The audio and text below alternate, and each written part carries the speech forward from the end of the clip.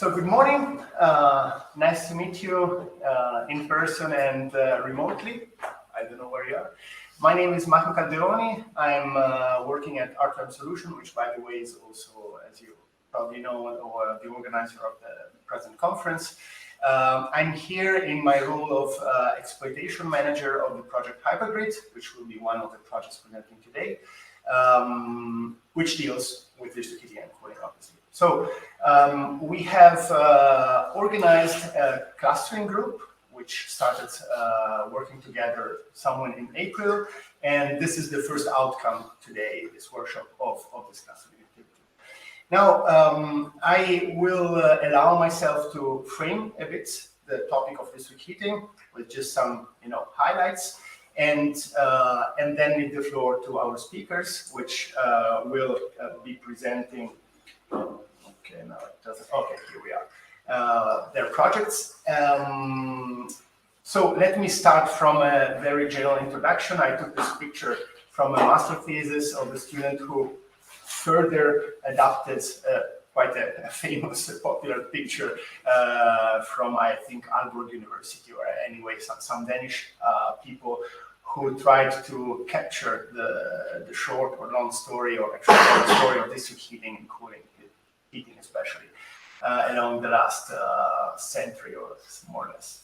So, we started, everything started with steam. I think the first network was in New York, end of the 19th century, and the main sources of heat were at that time coal and oil, fired CHP systems, and we were talking, let's say, about later on. This was labeled as the first generation district heating systems.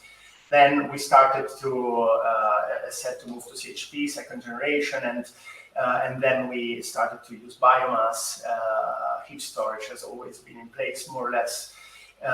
And nowadays we're down with the temperatures below 100 with let's say not new networks, but networks, let's say, designed and installed last couple of decades are below 100. And then we started having the issue of connecting or using renewable heat. So heat from renewable energy sources, which obviously, apart from biomass, has the issue of supply temperature. So we started to see a downgrade in temperature, a decrease in temperatures, and nowadays we're talking about fourth and fifth generation district heating. So fourth generation is usually something in the order of 50 degrees or something lower supply, while fifth generation is often conceived or considered as neutral temperature networks. Yes. They can see it. Thank you. Oops. So I tried to capture some random bullets about challenges for district heating networks today. District heating and cooling, actually, to be precise. So as said, this is just random, but I think that helps understanding more or less the situation we're in. So we have, of course, European regulations forcing to increase the efficiency and the renewable energy source content of district heating networks. So operators of district heating networks are now facing this challenge. We have another challenge, the original large fossil fuel fired CHP systems, which, for example, in Italy, actually gave birth to the first district heating networks, are no more operating as they did previously. They have either been shut down or they are operating for just a few hours a year. So then the challenge becomes, how do the operators actually operate their networks? We have issues with feed-in of heat, or even cold sometimes, decentralized along the network, for example, from data centers, from heat pumps, from thermal, from bio CHP systems. Of course, we have the very well-known issue with peak shaving, as happens in the electricity domain. We have exactly the same problem in the district heating and cooling domain. We have to manage non-programmable renewable heat sources, mainly solar thermal. CHP biomass is obviously more handleable. We have to manage different supply temperatures coming from the different sources along the network. We have the issue of maintaining the proper return temperature, so it's not only an issue with supply, but it's even more an issue with the return temperature. We have the very big problem, I think, in my view of district heating systems, is to connect with existing high temperature buildings. So buildings constructed before the World War II or in the 60s, 70s, industrial boom, radiators, and you need to operate the network sets 60, 70, up to 80 degrees. And then we have opportunities such as interaction with the electricity grid. So we're talking about flexibility, about demand response, and this is, I think, quite common across our projects. We have to find proper business models. I've learned that connecting data centers to district heating networks is not only a challenge in terms of technical equipment, but is more a challenge in terms of business model, finding a way to actually reward enough the data center owner to make this happen, but at the same time still maintaining a good economics from the perspective of the district heating operator. And finally, this I'm seeing very much in my town. I'm from Milano, Italy. We have A2A, quite a large operator, probably the largest in Italy. And they have many small networks in some quarters of the city, and now they have a long-term project to connect those networks all together. And I'm pretty sure this is happening also in other countries. So this is our cities. This is, as said, just to frame the situation. And now it's time to leave this to the speakers. We have clustered 6 projects. One, Connectheat, is not here today. Unfortunately, they couldn't attend. And we also have the cooperation of the European Commission through the Green Deal Support Office, which some of you may know.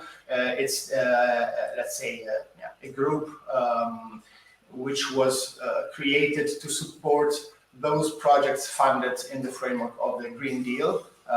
Horizon 2020 code was the very last Horizon 2020 code, if I'm not wrong. They are not here today, but they will. They are supporting us with spreading the word and collaboration. So the projects are Bio-FlexGen, REWARDHeat, SENERGY.net, HYPERGRYD, WEDISTRICT, and as said, Connectheat. Those are our projects.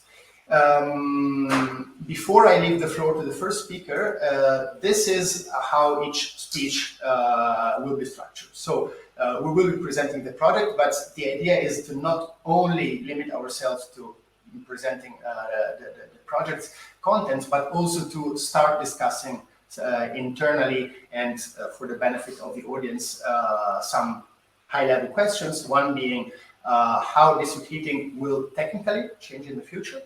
And this, of course, goes very much into the excellence part of our proposals, into the technology part of our projects. Another question is, which will be the role of district heating in the future energy system from the perspective of each speaker. So this is more policy level.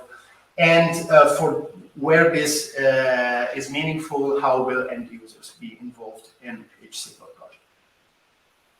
Okay, that's it. Now I will be leaving the floor to Bio-FlexGen, so Juan, Francisco Gutierrez. Now I have to read because these are very short CVs from the Instituto de Investigación Tecnológica, IIT. He is a research assistant and PhD candidate at the Institute for Research and Technology from the Comillas University, graduated in chemical engineering in Argentina, and a master's degree in mechanical engineering in Germany. And he is now working in energy systems modeling involving green hydrogen production. So, Bio-FlexGen, your turn. We will this down to scroll slides. Okay. Or to use the arrow on the keyboard as you prefer. Where should I stand? Here, there? Here, you can stand Okay. or sit, but Okay. Okay, good morning, everyone. Thank you very much, Marco, for your introduction. And I'm going to present to you the Bio-FlexGen project, which I've been working on for the last year. Okay, I will use this. So, the Bio-FlexGen project is a multidisciplinary team consisting of 14 partners and 5 European countries, which are Spain, Germany, Sweden, Finland, and Hungary. And it provides a multi-stakeholder approach covering the whole value chain through the combination of different scientific and technology providers. So we have research centers and universities, we have consultancies, we have industries. The project duration of the project is of 36 months, spanning from September 2021 to August 2024. The overall budget for the project is 6 million euros. And we have development rigs in Stockholm and Piteå in Sweden and in Berlin, Germany.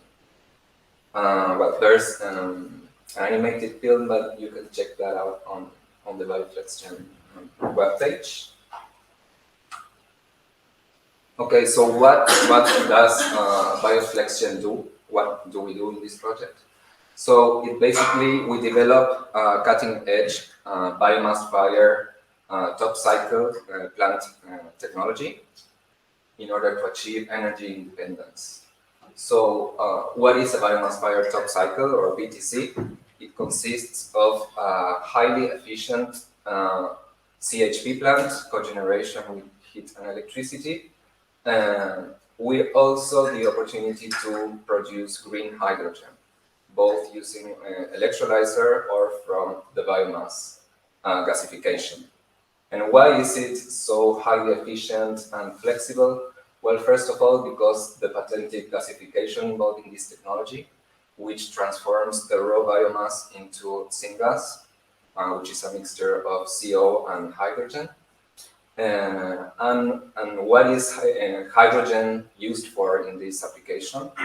Well, hydrogen tries to reduce the time for the BTC startup, and this concedes more operational flexibility to the whole process.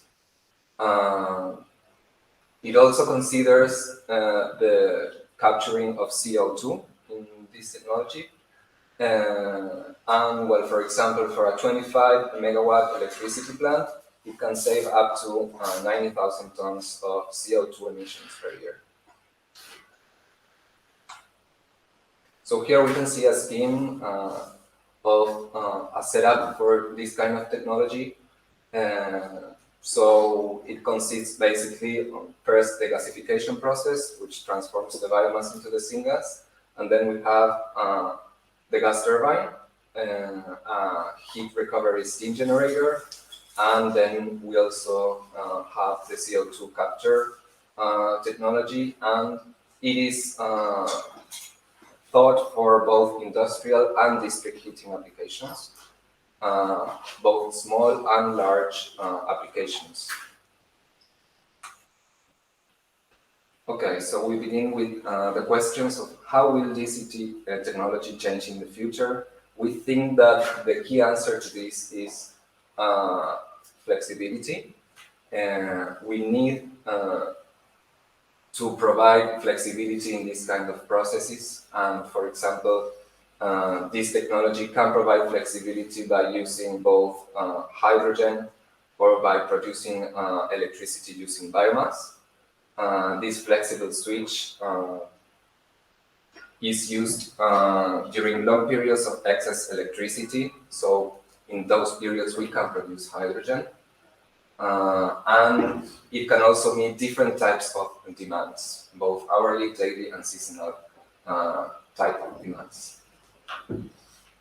And of course, also allows for carbon removal as biomass-based top cycle like this does not produce CO2 fossil emissions. And what will be the role of DHC in the future European energy system? We think that the key answer to this is heat storage. So, how can this technology provide heat storage? Well, for example, during a period when there is a higher heat production than the demand, heat can be stored and be used in another period where, for example, there's a deficit of energy, so the electricity production can be increased in this kind of units, while the heat demand can be met from the stored heat. For example, in the case of excess energy in the system, the electricity production can be decreased, while the heating demand can be still satisfied. And of course, well, boosting decarbonization and green properly sourced electricity, providing local electricity, strongly promote energy independence from third countries, increase local economy.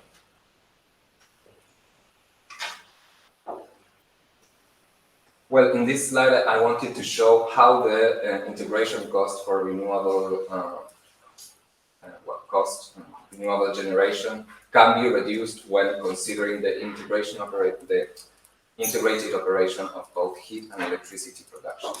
So we can see how these integration costs are decreased. Well, these are the savings, so the savings increase from 2030 to 2050. And how are end users involved?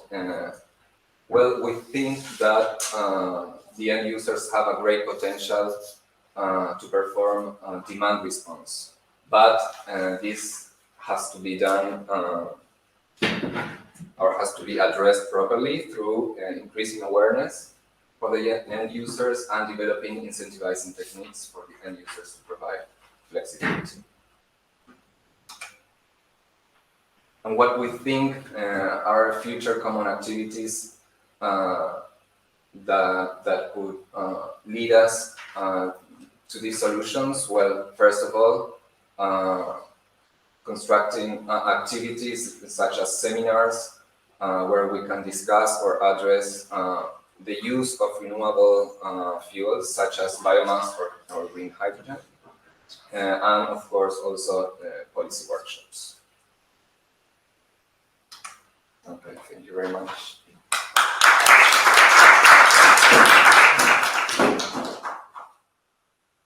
Thanks a lot. Just a second. Yes. Are there already questions? You can see. You can do whatever you want. Maybe 1 to 10. Okay, so let's keep the questions for the end. Okay. Fine. If there are no questions online. Okay. So thanks again, Juan. Really good presentation. Very good with the timing. Okay. Next project is WEDISTRICT. So John Martinez will be presenting the project. He is a mechanical engineer, has experience in international project management, and he has been working in energy efficiency consultancies and engineering companies in the framework of HVAC, and focus especially on district heating, and even more district heating with renewables. And currently he is working on green hydrogen projects. So, John, the floor is yours to present the WEDISTRICT project. We don't like this, or you use there.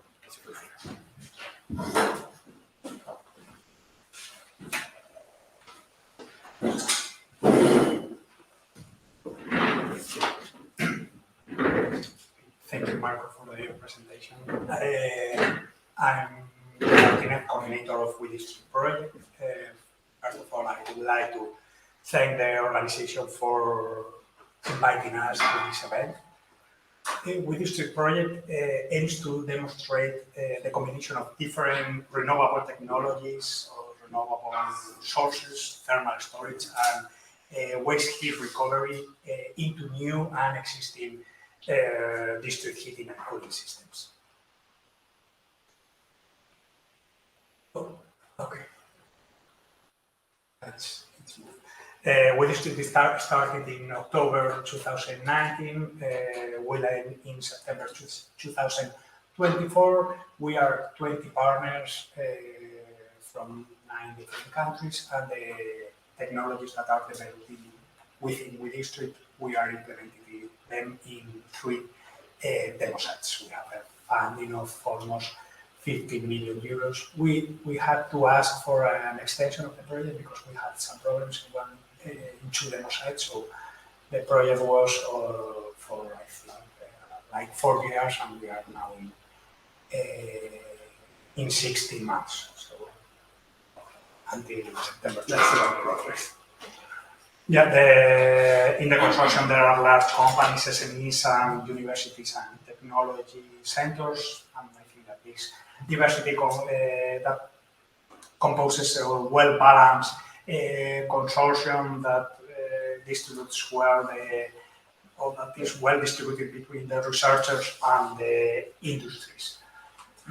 The heating and cooling sector or consumption constitutes almost half of the energy European consumption, and the process of replacing the fossil fuels with renewable energies in the heating and cooling sector is being much slower than in the electricity generation. It only represents around 25% of this consumption. The project's goal is to demonstrate innovative 100% renewable-based district heating and cooling solution, not only for new system, but also to retrofit the existing ones. Among the technologies within the project, we have three different solar technologies. One biomass boiler that is a low, high efficient and low emissive boiler. An hybridization between photovoltaics and geothermal system. Also, we have an advanced absorption chiller with more a heat recovery from biogas fuel cells, and an advanced ICT platform. In WEDISTRICT, we are validating the combination of these technologies in 3 pilots located in Luleå, that is in Sweden, Bucharest, and Córdoba here in Spain.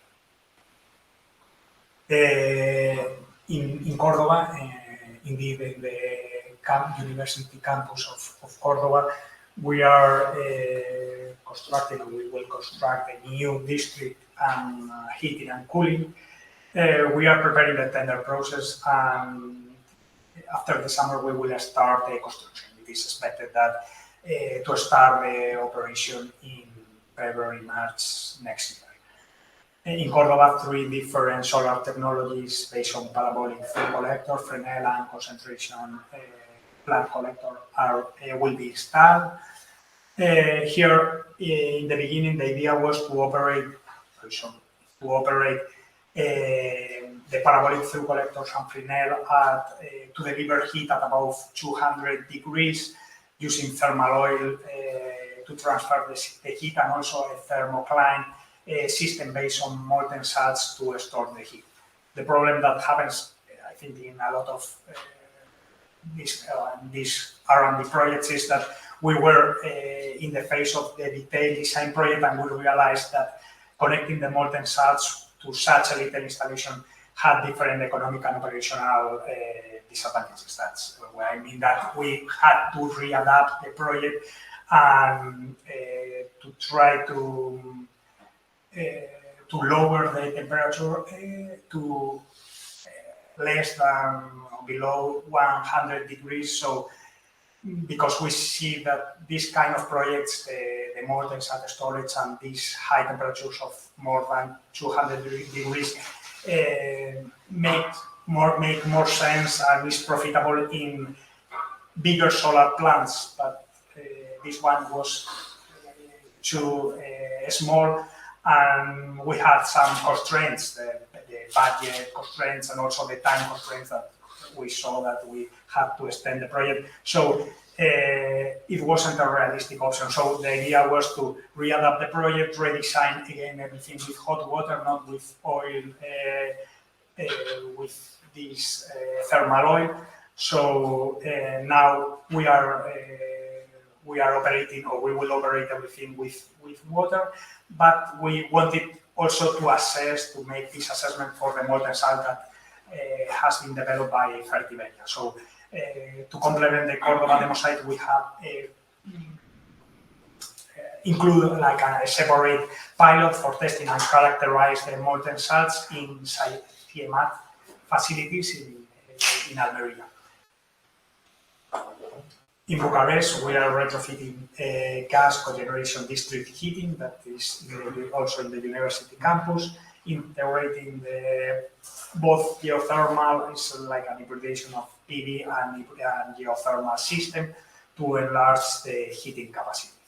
As you know, the heating pumps can work in both heating and cooling mode, but we in university campus there is no cooling, district cooling. So the cooling production, which works as a passive system because it's just it exchanges the heat with the boreholes without using the heat pump, is only used now in the building that the heat pumps are installed.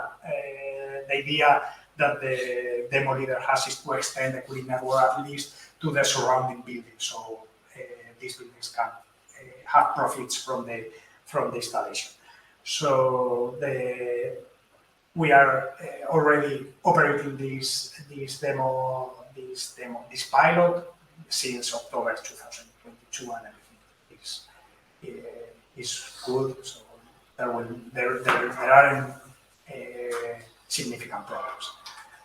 In Luleå, in Sweden, we are proposing a completely different approach to waste heat recovery from data centers.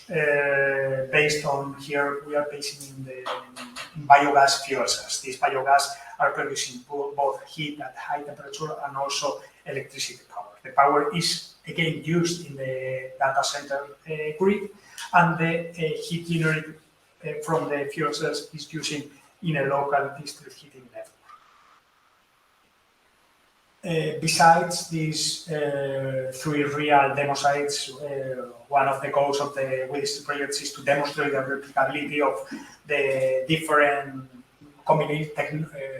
renewable technologies combination in other scenarios. For that purpose, we simulated different 11 virtual demos.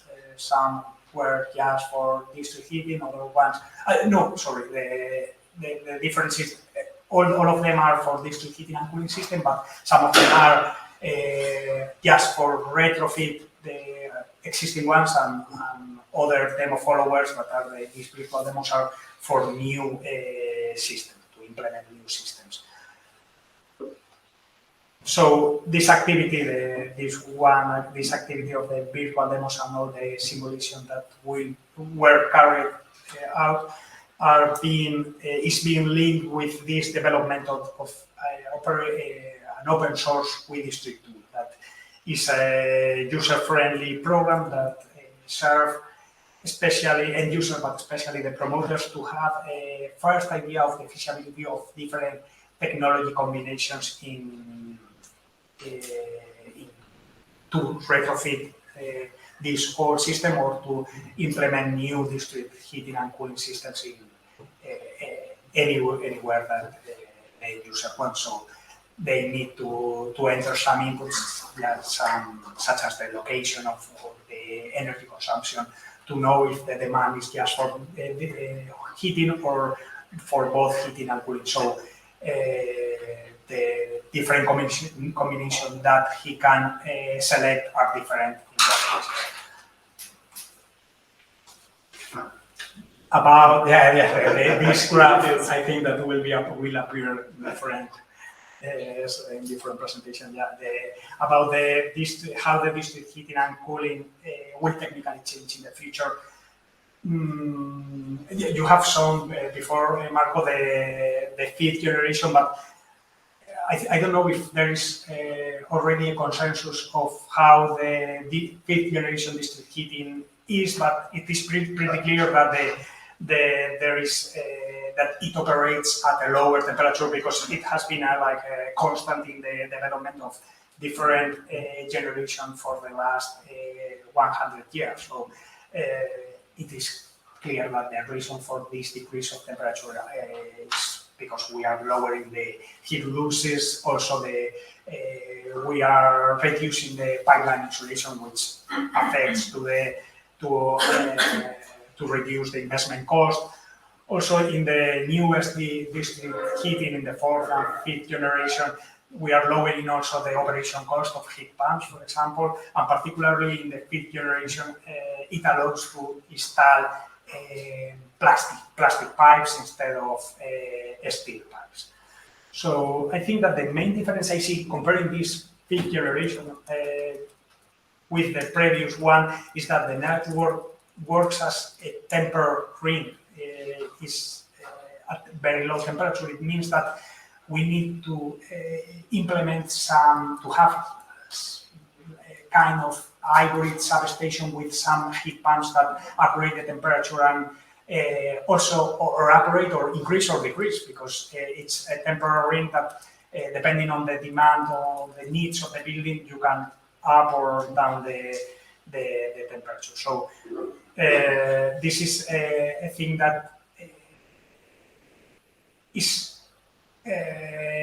a big difference between the previous district heating generation, because it means that there are some like decentralized pumps or decentralized installation in the whole network.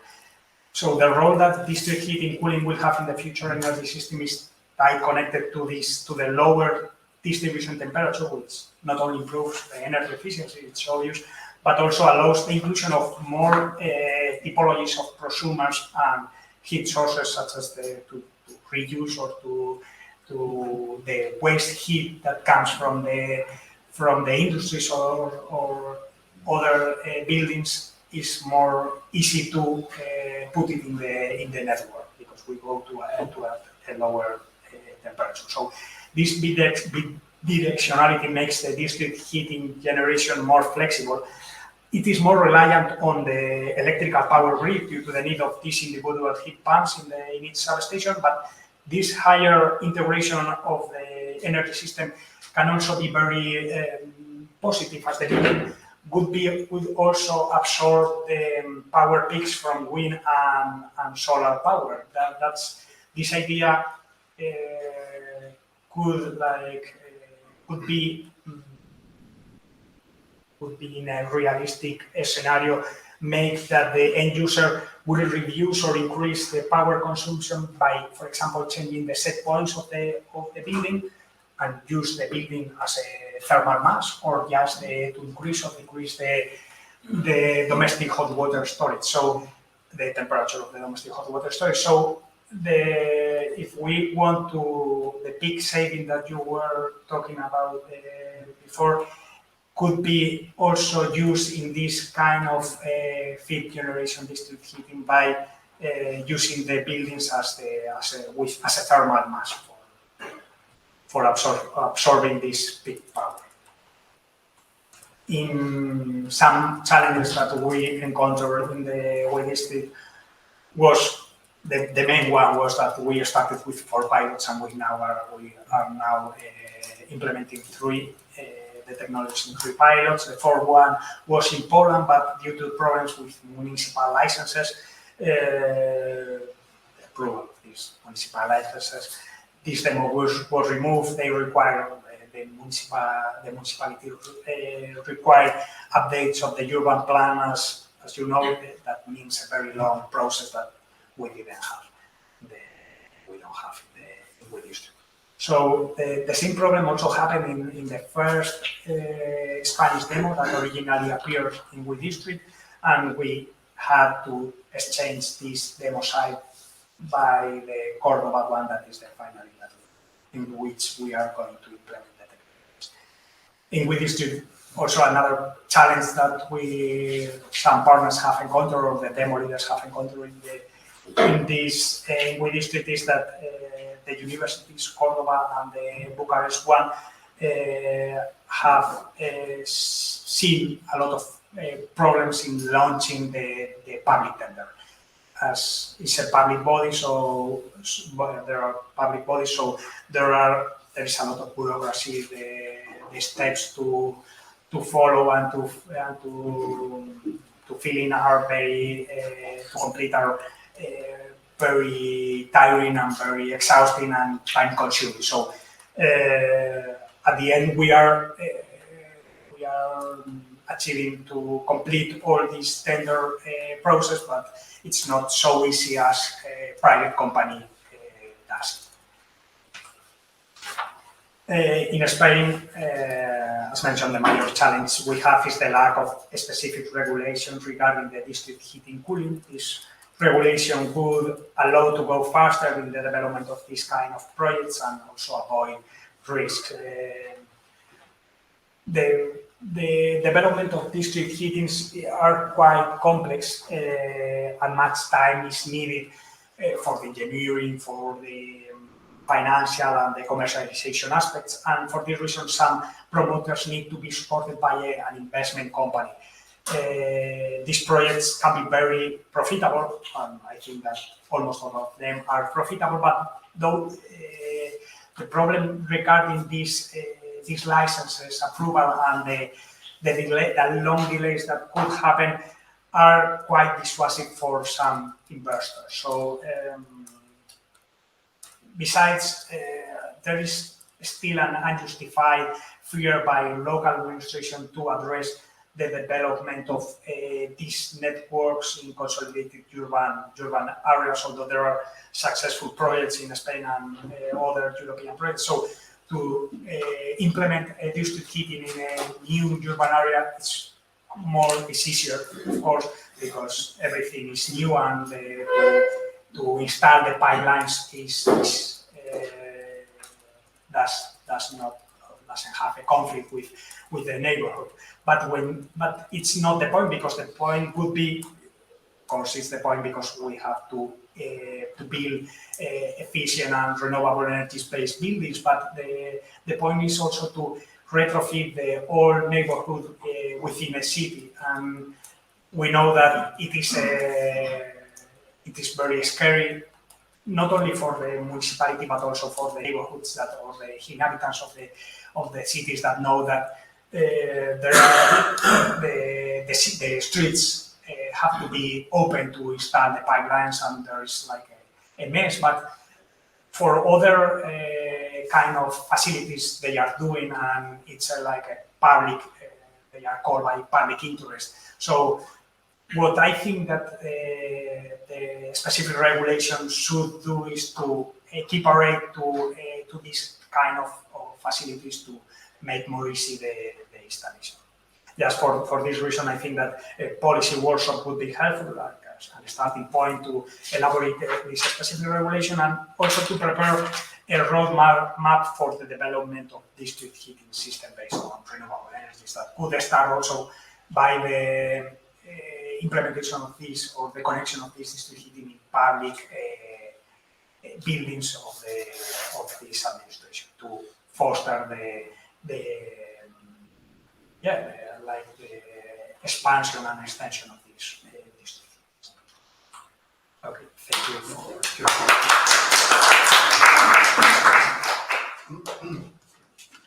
Thanks a lot, John. That was, in my opinion, very interesting presentation, especially because you gave many critical, you highlighted many critical points. I mean, I'm not always have issues with the English language, so critical in the sense that one can discuss about this. So very, very interesting. Okay, I already put some notes on my booklet for questions about the first projects. We'll be having some time after the presentation. I see we're pretty well off with the timing. And I also wanted to apologize. I saw that some slides in some slides the formatting got lost or disrupted, and that's just because when we merge into the same template, it's always very difficult. Sorry for that, but it was all very easy understandable. Okay. Now let's move to REWARDHeat. The speaker will be Ismael Lozano Gabar from Connectheat. He is project manager and R&D engineer in the energy division of Connectheat Technology Center. He participates in several energy systems projects and focuses on different technologies, district heating being one of those, solar systems, heat pumps, hydrogen, and thermal storage. He graduated in mechanical engineering in 2015, has a master's degree in energy in 2017, and has been working in the field of industry and energy ever since. So it's time for REWARDHeat. With this, with the slides, or you use the arrow? Thank you very much.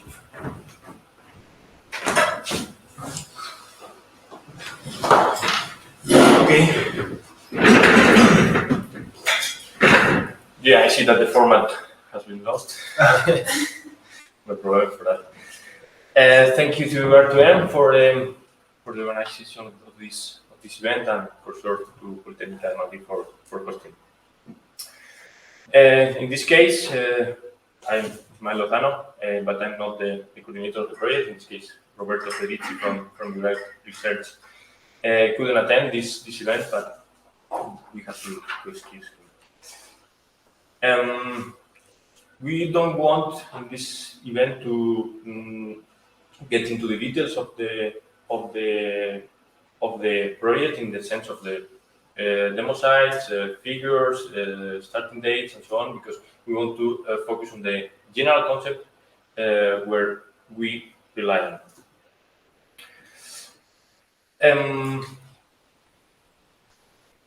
No, you point at the desktop, which is below. Okay, sorry.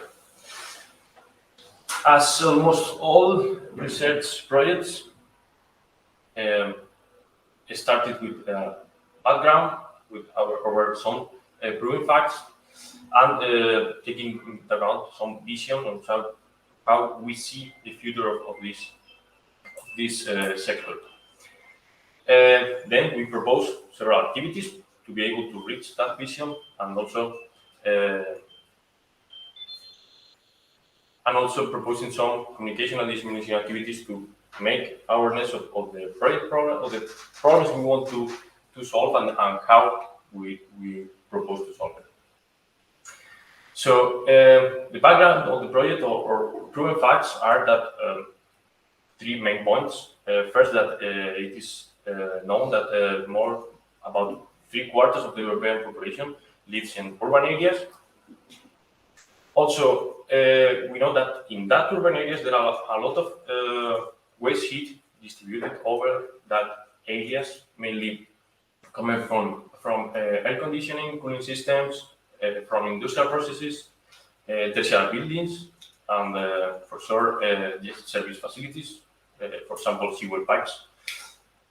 And we also know that these cities, these urban areas, are commonly made around some natural points like rivers, lakes, seaside, where low temperature renewable energy is available. Is there the accessibility to that energy is quite high, but with a low temperature, with a low grade. So how we see the future of district heating and cooling is taking into account the background is to use that low temperature renewable energy sources as much as possible, closing the energy loop using this waste heat energy using a circular energy approach, let's say. If we do that, we will avoid the energy import and exchange with other energy facilities, with other energy grids, so that if we do that, it's because that energy generated locally will be cheaper for the user, usually. And that local generation should be shared or balanced between multiple energy sources, multiple energy carriers, let's say between electricity, thermal generation, maybe gas generation, hydrogen generation, and use. And taking that into account, we should promote new business models and innovative financing system using that sector capital. So we see district heating and cooling networks as an active node in the energy grids, connecting or aggregating thermal loads and partially converting them to electrical loads using a key element, which is the heat pump. This heat pump, and for sure the use of thermal energy storage along this network, can shift peak loads in both sides, electric and thermal loads, and along the day to move it to other periods where it could be more advantageous for us. So we don't see a contraposition between the electrical grid and the district heating networks. We see a common point where both energy grids can collaborate. As I mentioned, the project proposed different innovations, research activities, and we see several key elements for sure. One of them is the use of innovative heat pump systems. In this case, the heat pumps we propose must be integrated in the substations of the district heating and cooling networks, trying to industrialize and prefabricate them in order to reduce the cost, and also integrating some storage systems in the network, both in the substations or also maybe studying the integration of central or seasonal storage in the same. In this sense, we count on the project with two main or important manufacturers of substations with different approaches.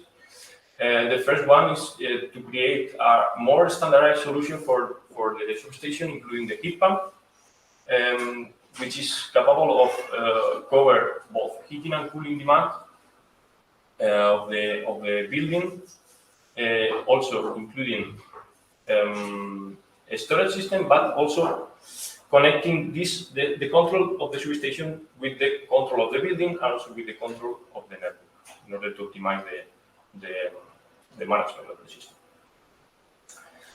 In this case, these developments are done by E.ON in several ways, also demonstrating, developing the substation, and also demonstrating them in a demo case.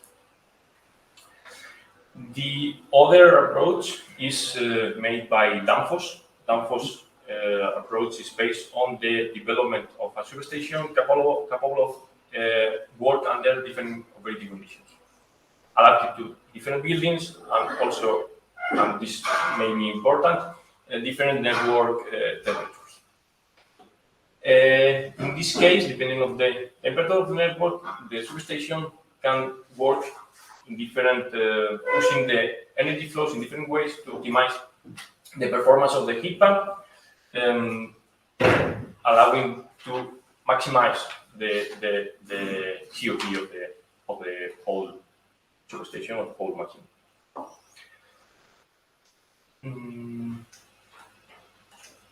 Okay, this is a concept we share among all the projects presented here, which is the need of innovative storage solutions. In this sense, REWARDHeat study and demonstrate the storage system at different levels. First, at local level, inside the substations, in the customer side. Second level would be at central level, including intraday storage system to balance the network, and also store energy during off-peak periods in order to use it during peak periods. In the picture, you can see a central storage by E.ON in Sweden, in Lund, in the south of Sweden, which is part of the demo case is part of the demonstration sites for the substations. We consider also that the thermal capacity of the network itself into the volume of water inside the pipes can be relevant in these central storage systems, this central management, let's say.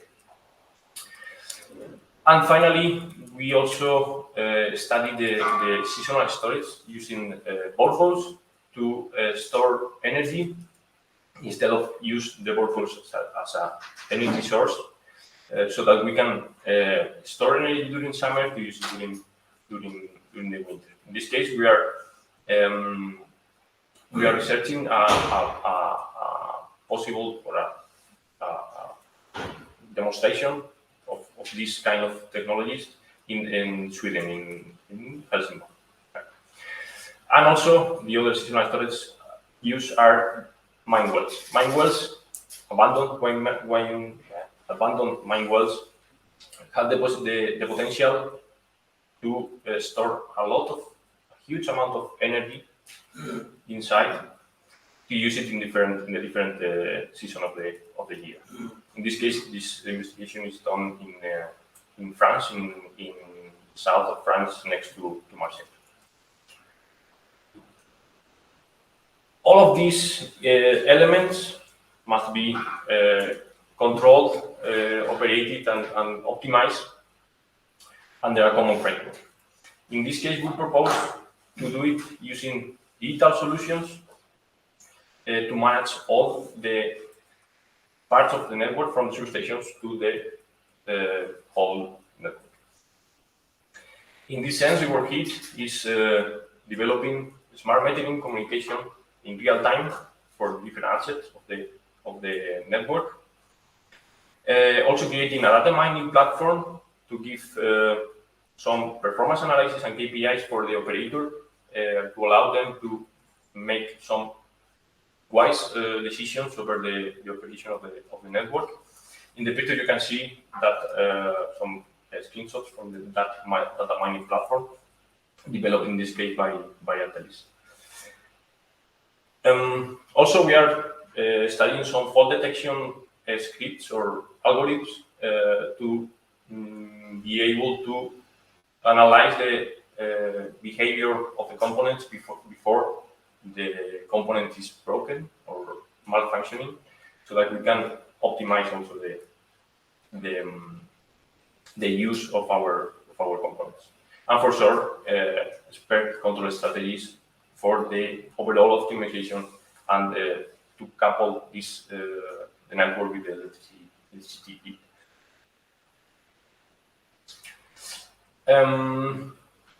Once we have all this technology prepared and all in developed, we have to give the planners or the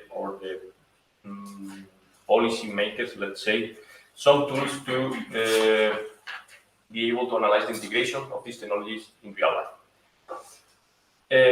This way, we are developing some tools and recommendations in the sense of planning schemes and performance databases of different components. Also, we are developing a pre-designed tool for distributed networks using a GIS approach and taking into account a database of waste heat, of available waste heat that could be integrated in the network. We will see later. And also, we are developing a guidebook for planners, including some conventional information, let's say, and also innovative solutions for new networks. Regarding the pre-design tool, this is one of the main outcomes from Connectheat within the REWARDHeat project. We have developed this tool using a GIS approach in a web-based use, so that the user can select different buildings in a user interface where the user is planning to install the network. The tool calculates the heating and cooling demand and also domestic water demand, which is an important information for planners. But also the tool creates the optimized path of this possible district heating network, including renewable energy sources that the user can allocate on, and also a database of waste heat industries where heat can be recovered to be used in the network. Finally, the tool creates a recommendation of sizing for each element of each pipe of the network. And now we are working on the creation of several KPIs to compare between different possible configurations to give the user the best solution. Finally, I want to mention the next communication and distribution activities we are participating on. In September, we have a dedicated session at Esteves in Dubrovnik.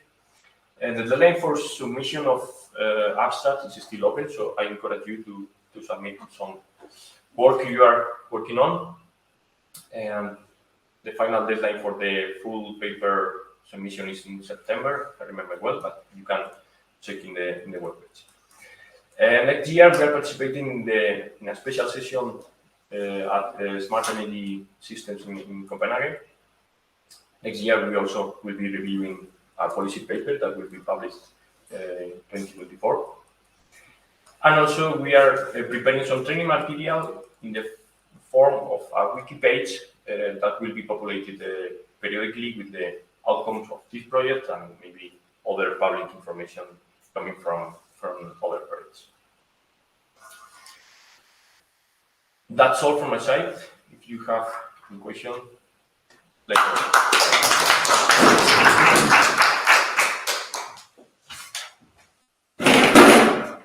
Thank you very much.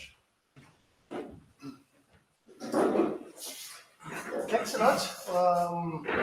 One of the things I would just like to underline is that this is another one of those projects where we clearly see that current Horizon 2020 Europe projects often do not only have the very technical hardware focused part, but there is always on top of it an ICT layer, like the tools you were showing now towards the end of your presentation. We do have the same in our HYPERGRYD project. Francesco will be presenting later on, but in most of the projects I'm currently involved in, I see this. So it's really a trend that the European Commission obviously wants to see in the proposals. Okay, so thanks a lot again. Now we move to SENERGY.NETS. For me, this name is difficult. I always put the S in the wrong place.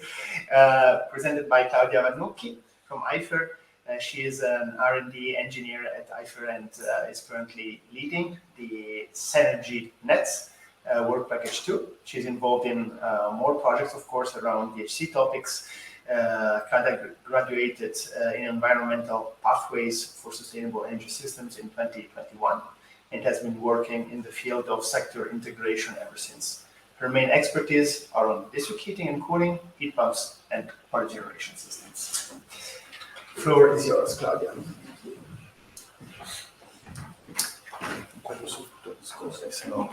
Posso stare in piedi? Sì, sì, basta che stai Vicino.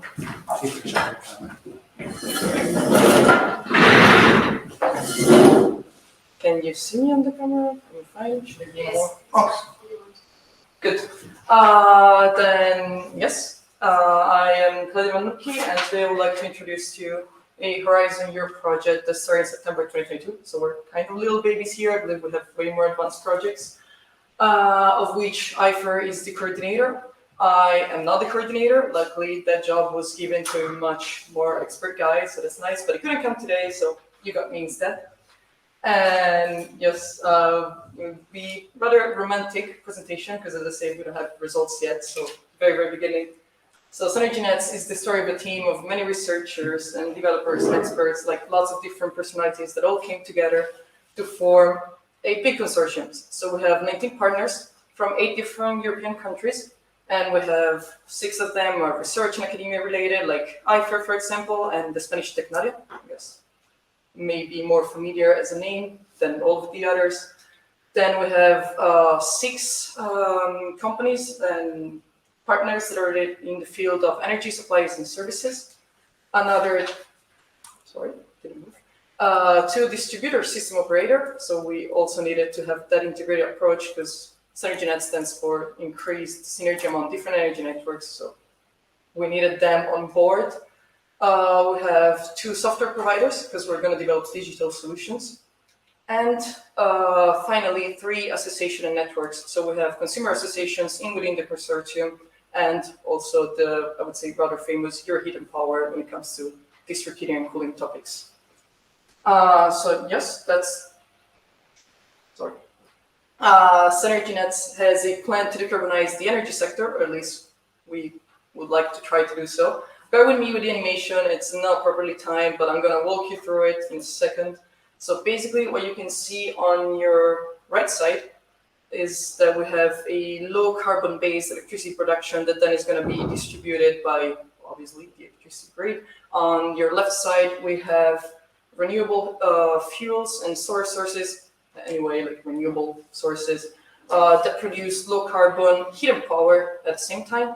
Obviously, the power is then fed back through the low carbon based distribution grid, and the heat is distributed towards a district heating and cooling network, I mean heat and cold, obviously, towards a district heating and cooling network and storage system. And the way we interface these 2 systems together, as I believe everybody's familiar with, is through conversion technologies and storage solutions.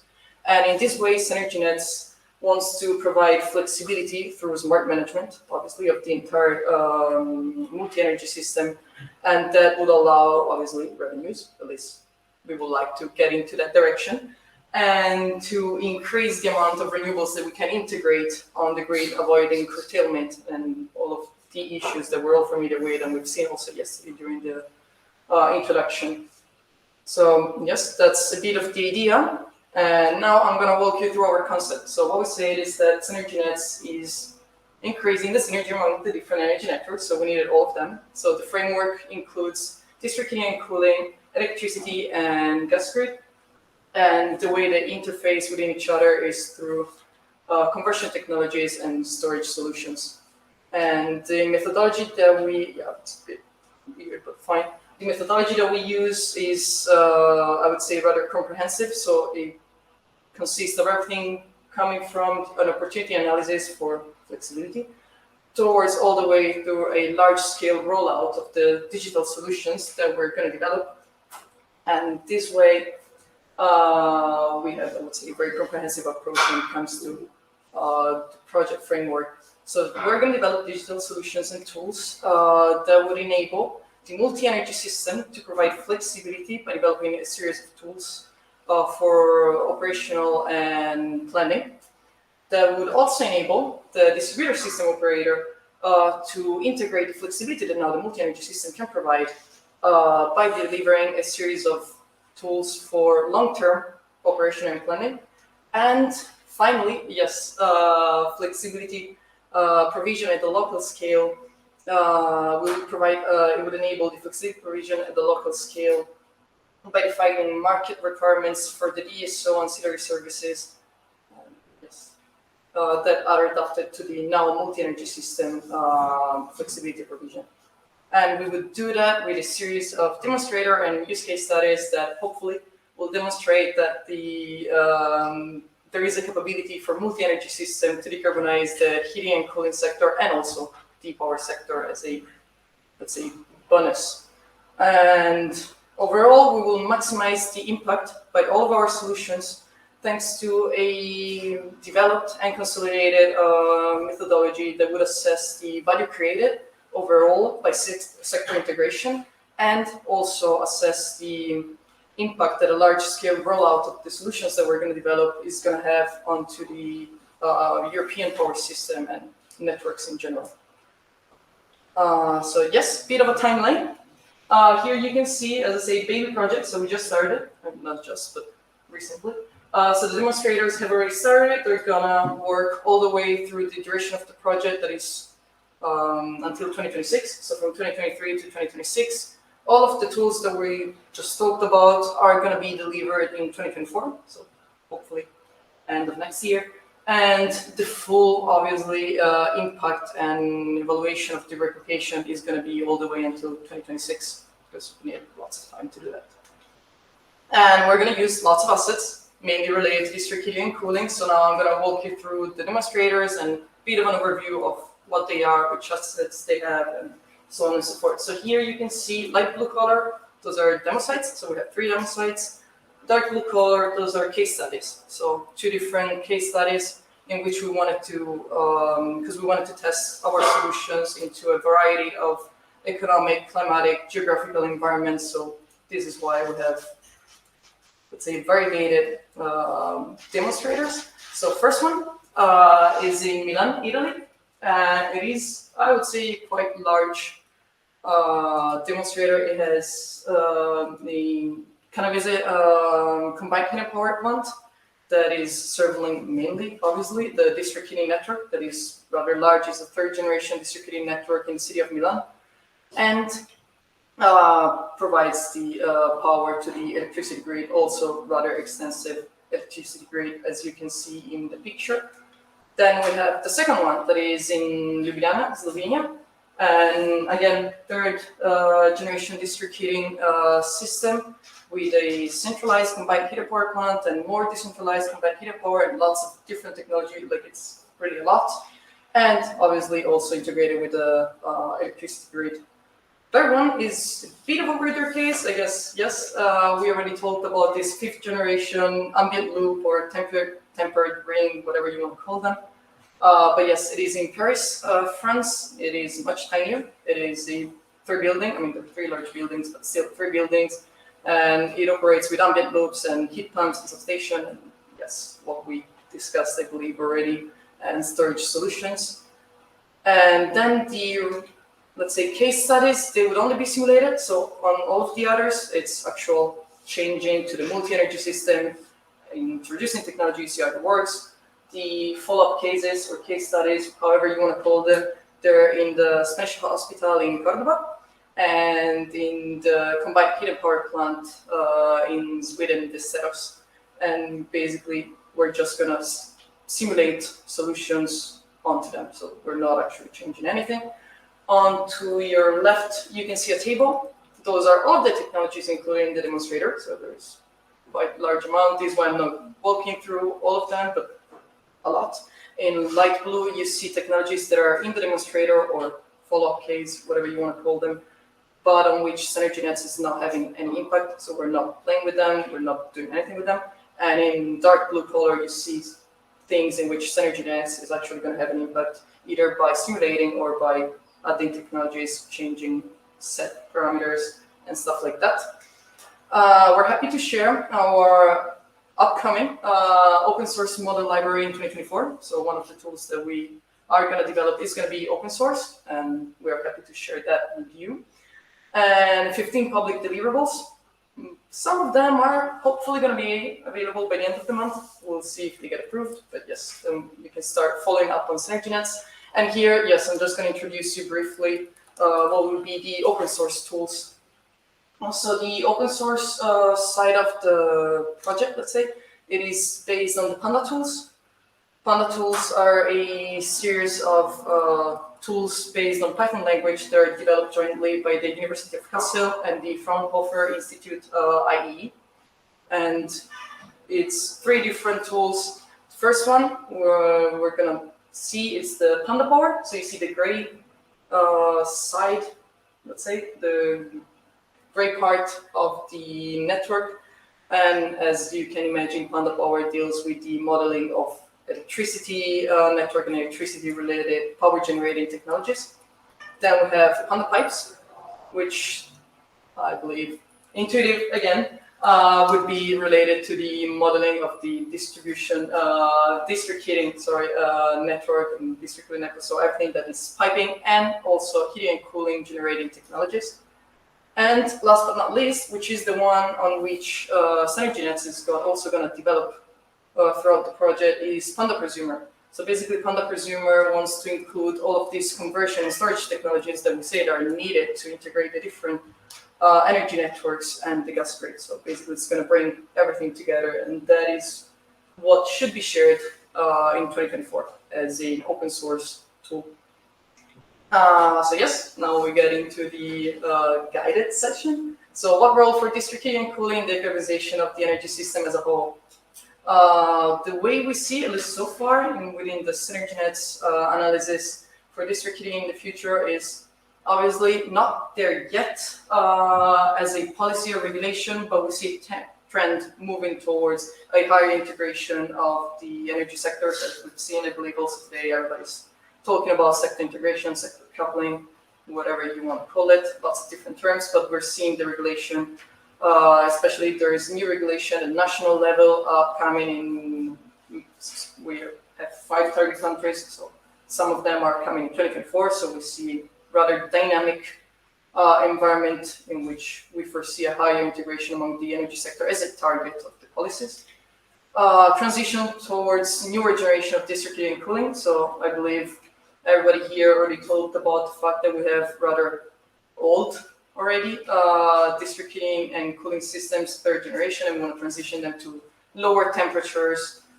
So that is, I believe, one of the targets that is already there, at least in some countries, and should be there also at a European level upcoming in the future. And yes, lower share of fossil fuel-based heating and cooling generation, because obviously we're moving towards decarbonization, so that's the trend that we see. Lots of European, the European Union, lots of European countries have set forth quite, I would say, rather ambitious goals for decarbonization by 2030 or net zero by 2050. So we definitely see a trend towards a lower share of fossil fuel-based heating and cooling production. And connecting to that, the role of district heating in the energy system decarbonization, as we see it in SENERGY NETS, is obviously to increase the energy system flexibility. So with these conversion technologies and storage solutions, what we want to achieve is a higher integration of renewables, less curtailment, and overall a more flexible system that can more easily adjust to the demand flows, not flows, but yes, oscillation. Integrating, obviously, waste heat valorization. So if we go towards a lower temperature district heating, then it is a lot easier to integrate also waste heat into the system. And by integrating waste heat, we are already decarbonizing a lot because we're taking advantage of something that is basically free and has already a carbon footprint and valorizing it again. And finally, yes, integrate local renewables. So avoid, again, curtailment by making use of conversion technologies and storage technologies and valorize the locally produced renewables. How will end users be involved? So specifically for SENERGY NETS, what we've done so far is that we have, with the overall value creation methodology that we're going to develop, a strong focus also on the social impact of district heating and cooling. So we already started at work package 2 level, understanding workshop with relevant stakeholders, and in the consortiums we have consumer associations. So we already started with a workshop in which we tried to understand, it was the very first one, so it is work in progress, try to understand the impact that district heating and cooling solutions have onto the end consumers, and also the things that we want to vary, if we want to vary temperature or pricing, for example, when they want to consume and everything. So we gathered all of this information. One of the main issue that came out is that usually people don't have any clues of district heating and cooling technologies, as I guess you can imagine. So one of the points that was raised by the Consumer Association and experts or people that already worked in such projects is that it is much easier if you can give people a little installation they can play with, they can actually see it. It just needs to be a tiny model, but at least they can see how it works, how it affects them, and everything like that. And from this workshop,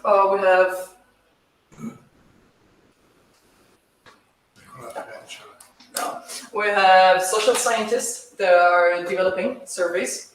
So what we're going to do is that now we're working on surveys for the end consumers, and then they would be in the work package of the demonstrators, each of them is, because we need different languages, because we have lots of countries, each of them would then provide surveys and gather information from the end consumers and see how that is working. And I believe it goes without saying, smart meters, that is something that we need to operate all of this multi-energy system in a smart way and see also consumer behavior and everything like that. And I didn't prepare a slide on future policy and workshop, but I guess if you want to, yes, we can, at least we would be very happy to collaborate on workshop or be invited to any initiative, or also if we do anything future, let's say social awareness workshop, we can also invite you as a relevant stakeholders.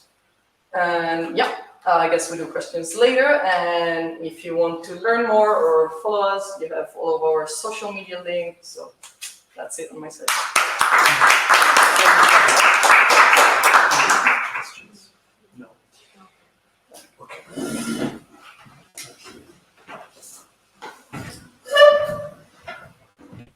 So Claudia, I understand SENERGY is a project which focuses pretty much on processes and decision support tools for design, for example, rather than on further developing hardware technologies.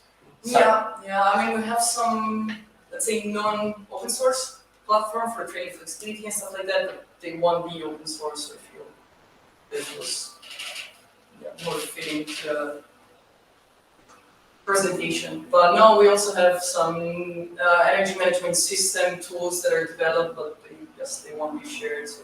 Okay, here.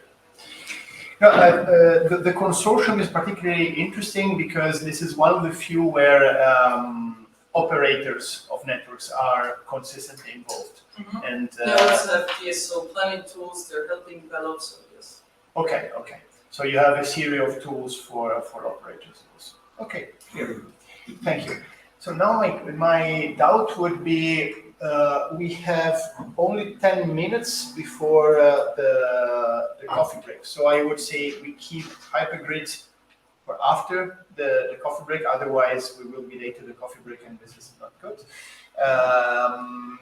So, and this I'm saying also for the online audience. Let's have the longer break now.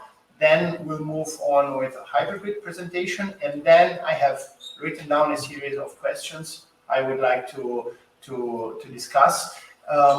May I ask you, does the audience hear if people talk from the room, or do they have to come here? When she talks, They hear. Okay. Then we just have I don't know if you go too far away from Okay, clear. So people. Okay, so sorry for the delay again, and I will be the last one presenting. So I will present the HYPERGRYD project, which is a project I'm coordinating as an innovation project manager in REWARDHeat. Just a little bit of span of the company. So we are a medium-sized consultancy and engineering company based in Barcelona. And we are actually coordinating 2 European projects so far, which is the HYPERGRYD, and the other one is ISTER that my colleague David will be presenting in the next workshop session that will be, I think, in this room. So it's about renewable heating and cooling in the industry and building sectors. So regarding the HYPERGRYD project, full title of the project is Hybrid Coupled Networks for Thermoelectric Integrated Smart Energy Districts. It's a project that started about almost 2 years ago in October 2021. And it's a REA, Research Innovation Action. So we are actually developing a solution at a low, medium TRL. We start at TRL around 3 or 4, and we aim at reaching TRL 5, 6 with our solutions. The total cost of the project was about 6 million funded project, and we are coordinating the project together with other 18 partners that you can see around all Europe in these 7 countries you can see in the map. So our partners are mainly SME, so small medium enterprises, research institutes, and universities. Regarding the sector we are involved, so we have several companies doing hardware development. Then we have software development companies, and then few companies dedicated to the consultancy and exploitation and dissemination of the project. You can check our webpage at hypergrid.eu, and also feel free to follow us on social media. So we have a LinkedIn and Twitter account. So what's the overall objective of HYPERGRYD? Our main goal is to develop a set of solutions that can empower the deployment of what we call smart hybrid energy networks, which is basically a concept where thermal and electric grids are coupled together, so the synergies between the two worlds are exploited at maximum. So our aim is to optimize basically the whole life cycle of the creation of smart hybrid energy networks, from the design phase, the creation phase, and the operation phase. Obviously, we based our services according to the principles of the 4th and 5th generation district and cooling network itself. So we want to optimize the system. We want to ensure flexibility and rapid deployment of the system during the design and creation phase, especially. And we want to put users also at the center. We want to enhance the user participation. That's why one of the main feature of our project is that we are developing a platform of platform. So we are trying to put all our tools and services together like in a bag, so that the final users or we as developers, we can select these tools directly from this platform for testing purposes or from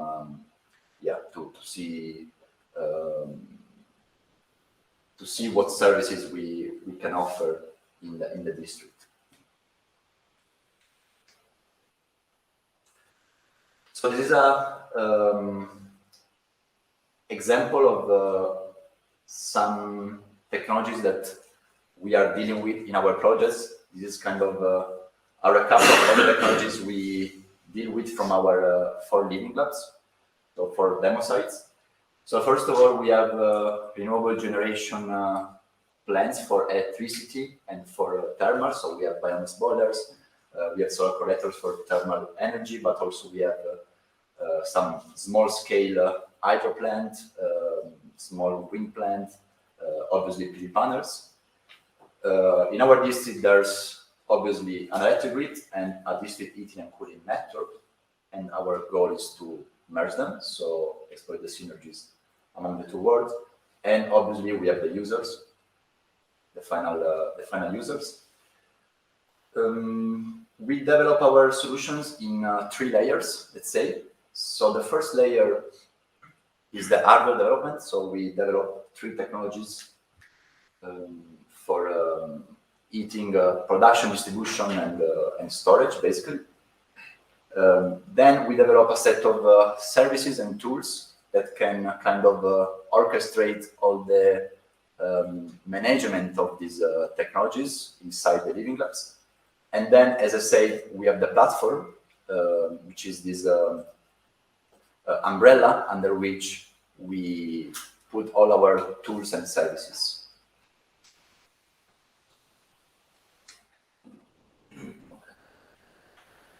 So regarding the 3 technologies that we are developing, obviously we are starting from the heat pump. So we are developing modular reversible heat pumps coupled with PCM storage. So the heat pump is the natural bridge between the thermal and the electric world. Since we are dealing with the low temperature district heating and cooling networks, we need the heat pump to kind of boost the temperature at building level, either from the heating side or from the cooling side to lower the temperature. And we use the heat pump for flexibility purposes. So everything we all said before, so peak shaving, demand response, and so on. AIT, so the Austrian Institute of Technology, is developing the PCM storage, which is intended for just for domestic hot water production, while Oxner from Austria is developing the heat pump. So another solution we are developing is the sorption storage, is a renewable-based sorption storage. This is a thermochemical storage, so with way higher efficiency compared to sensible heat or latent heat kind of storage solution. It's supposed to be a seasonal storage, so we can store heat for weeks, for months, and we can provide heating and cooling also with different temperature levels. So we can provide heating and cooling at low, medium, or high temperatures. And this is important because with this solution, we will be able to kind of connect to different to these heating and cooling networks of second generation, third generation, fourth generation, and so on. And obviously, again, we provide flexibility because, for example, during summer, we can couple the sorption storage with a heat pump, and we can store cold using the sunshine from collected from PV panels, for example. Last technology is a micro cogeneration plant coupled with a steam engine and a steam buffer. This was a technology that was actually designed to be put on a truck, and we are trying to use it to be directly installed into a small scale district heating and cooling network. The interesting feature of this technology is that it's reversible. So actually, you can use it in normal mode. So you use gas or some kind of fuel to produce both heat and electricity at the same time, or heat or electricity. But you can also use it if it was a heat pump. So you can use electricity to produce heat in form of steam, and you can store the steam in the steam buffer to later use it for heat generation or for electricity generation again. So it's quite interesting again for flexibility purposes. I don't know whether this. This was a technology layer. Regarding the tools layer, so our tools help during basically the design phase, but also during the operational phase of the networks. We have, for example, a couple of tools that in which we design a network. If, for example, we want to retrofit a network from the third to the fourth generation DC and cooling networks, we design what kind of renewable generation we want to put in the network, or we design our objective, and according to this objective, our software proposes us some generation technology that we can consider. Again, we are also calculating all the techno-economical part of the renovation of a project, and especially also the Excel economic analysis.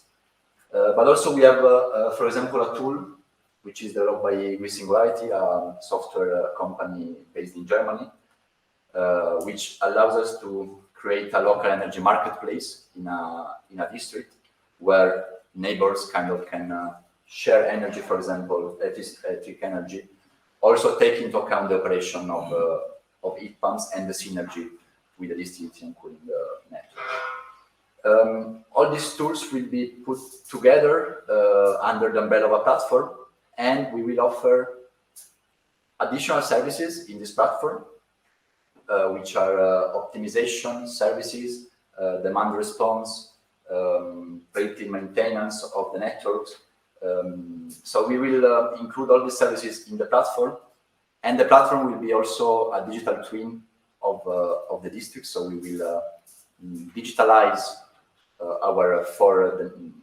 but some of our demo sites to do simulation, do test, and then validate with real data.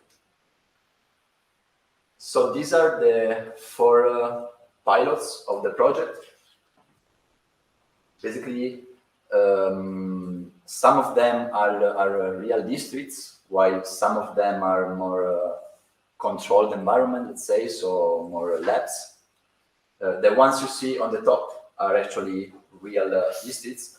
We have Ambifark in Turin, which is an office district where we are integrating our dynamic simulation tool and digital twin tool to simulate at the coupled network in the district. Then we have the Grosnau demo site in Austria. It's a very little town located in the mountain in Austria, which has a district heating and cooling network fueled by biomass boilers. And here we are developing a GIS-beam based tool, kind of creating a digital twin of the network and doing some economic analysis. And also this is where we are creating our local energy marketplace. So we are trying to create a community where neighbors can share electricity. Then we have the 2 labs on the downside of the presentation, which is where we will install the physical hardware. So we have a Kaiser Research Center in Poland, close to Warsaw, where we are installing the heat pump and the sorption storage. This is a lab composed. Is a mix between a real office buildings and a lab. So we have these 3 buildings, which are actually office buildings, and some. I don't know if you can see it, but we have some small wind generation plant and solar plant and solar thermal collectors as well. So here we are installing our 2 technologies, and in URAC, in the laboratory of URAC, we are installing the micro cogeneration plant. So a little bit of timeline. We are basically halfway to the end of the project. We did all the initial work of definition of the framework of the project, definition of the use cases, and of the demonstration strategy. Now we are finalizing the manufacturing of the technologies. So we will test the technologies in a lab environment, and then we will ship them to the demo sites to test them in a more realistic environment. As well, we are finalizing the development of our tools, and we are about to integrate them and in the living labs, and also installing all the needed hardware to integrate them in the demo sites. We finalized the definition of the platform architecture, and we will soon integrate all the tools and services inside the platform. And we will proceed with the demonstration strategy and with the definition of business models and exploitation strategies to make sure that basically our solution won't stay in a box after the end of the project, but will be kind of ready to be, not ready, but on the way to be commercialized. So a little bit of food for thought for the next discussion, let's say. What we see as a future of district heating and cooling, it's a little bit everything you already said before. So regarding the generation side, obviously district heating and cooling networks will be based on renewable generation. And I think some interesting feature is that it won't be a centralized renewable generation that that is what has been happening so far, but it will be more a distributed, decentralized generation in which, for example, we have different prosumers or producers of it that can be linked together. For a distribution, as we already said before, it will be a low temperature distribution, so we will it will allow us to have uninsulated pipes, actually. So reducing the losses, reducing the cost, reducing the complexity of the installation. It will be so there will be a temperature ring, and the end users will boost the temperature or cool down the temperature according to the needs with small individual heat pumps or with large heat pumps if we are in a large, for example, office building or a large district. And some interesting, another interesting feature is that something we are trying to tackle with our project is that all these technologies and all the generation and distribution need to be orchestrated. So we need tools that can orchestrate in the best way and optimize the management and operation of these services. And this is basically where we are trying to focus with our project. It's important to also point out that we won't be able to imagine a low temperature district and cooling if we deal with inefficient buildings. So if we want to supply low temperature, we need to have a building portfolio that can use low temperature heating and cooling. So the development of these heating and cooling networks should be in parallel with the improvements in building efficiency. And this is something important for regulation and policies at a higher level, let's say. Regarding the role of this heating and cooling in the energy sector, so this is one of the use cases, let's say, of this heating and cooling. So we know that the EU energy sector is moving towards electrification for heating and cooling, for example. But what happens is that, for example, obviously the end users go for what is more convenient for them to buy. And for example, in Southern Europe, for example, in Spain, end users currently go for air-to-air air conditioning, which is actually not the most efficient way to produce heat. It creates this kind of building facades, plenty of these external boxes. It produces heat islands because during summer these boxes are exjecting heat into the air. So these heating and cooling networks can be a solution for that, for example. So it has obviously higher efficiency, will allow us to avoid this mess. We will be able to obviously use waste heat and cool from for example, data centers or supermarkets or other sources, and it allows us to couple the networks, so couple the electric and the heat networks. Regarding the end users' involvement, so in our project, we mainly refer to these kind of users, so to facility managers, district construction managers, which we want to talk to them to define future investment guidelines to go towards a fourth and fifth generation model. And also, indirectly, let's say, we refer to building owners, tenants, and occupants that obviously are interested in the developments of our technologies. But actually, the point is that they're not interested because, as we already said in the past presentations,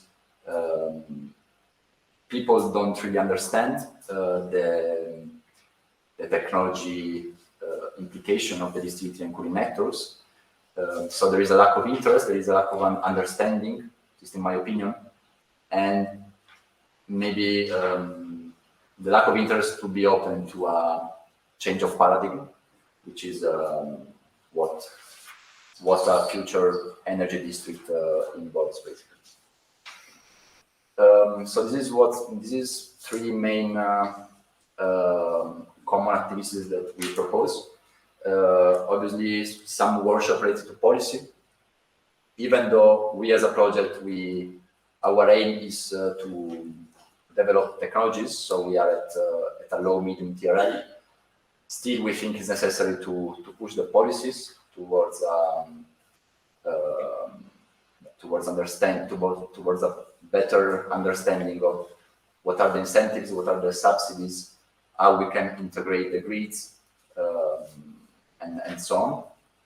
So we would like to see whether there is actually business models for the development at district scale of such kind of districts. Some interesting workshop for us would be to investigate more towards the business models and the financing opportunities. And then something we are more directly interested in our project is to understand the technical challenges that we are facing when we want to basically feed heating into the district heating and cooling networks, which is something we are seeing is not really allowed so far to do. And we want to understand what are the technical challenges behind it, from a technical but also from a regulation point of view, I think. And that's all. Thank you for your attention.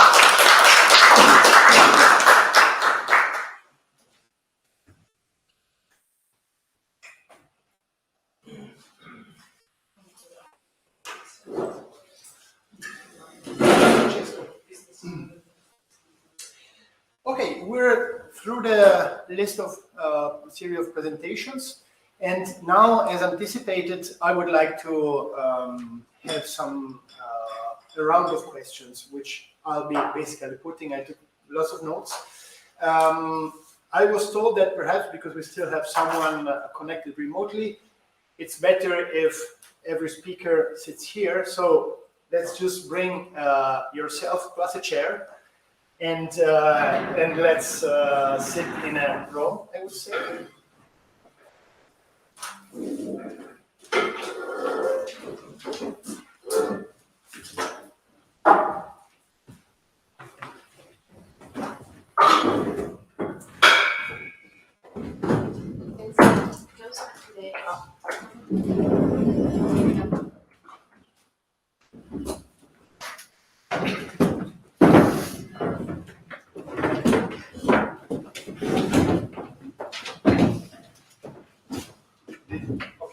This has been shown now, right? Yes. Okay, great. This way. Yes. Okay, so I promise won't be too difficult questions because these are not prepared. So you didn't have time to prepare for the answer. But I thought there are actually three categories of questions which make sense. One is technical, because basically all of our projects have quite a deep technical dimension, let's say, and I myself obviously didn't understand all of the technicalities. Then I would have some questions more at the policy level or business models, if you will. And finally, and this is less relevant for those who are not members or partners of the project, a couple of questions to try closing and finding concrete opportunities for joint activities in the coming months and etc. So let's start with the technical questions. Let me anticipate many are for you because WEDISTRICT has an incredible amount of technologies. It's really a huge project, and the budget confirms that it's a big project. So congratulations for bringing it almost to the end. Must have been quite a tough journey. let's say the first is more general, for sure applies to you, but also to HYPERGRYD and to other projects. So the question is, I mentioned at the very beginning the word or the definition fifth generation distributed network, and I think it was you to highlight that there is not yet a unique definition of that, a unique understanding of what a fifth generation distributed network is. So let's start from my understanding, or at least what I often hear people talking about when they mention the fifth generation distributed network is what I call a neutral temperature network. So, which means we're talking about 50 to 25 degrees, more or less. I would like to know your opinion. What is your understanding? Not everybody has to answer to each question, so feel free. What is your understanding of a fifth generation distributed network?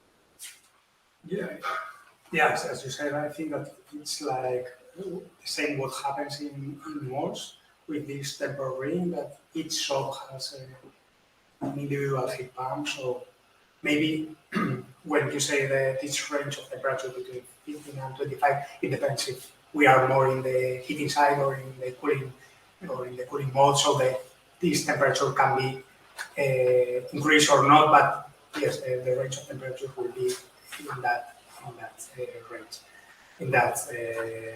range. And yeah, I think that the point is what you also in the presentation, that this temperature is very similar to the ground floor temperature, so uninsulated pipes can be installed. That's an innovation, not an innovation per se, but it's a thing that benefits to the capex of the project and to the profitability. Yeah, also operation side, because you have less loss. So keywords would be heat pumps and lack or anyway a cheap insulation. Yeah. Okay. Although there are other problems that are not technical, but yes technical, but in the spatial means, that is where to put these heat pumps in all buildings, or other problems, or how to electrify the buildings is already done, so it's not a problem. Just to increase maybe the power of this of the building consumption, but the other problem is where to put this heat pump. Okay. Any different or additional piece of understanding about? Yeah, I would just like to have a comment. So I've done courses on advanced refrigeration and heat pump technologies. So yes, it's a great solution to fifth generation, but also it doesn't make sense for every environment.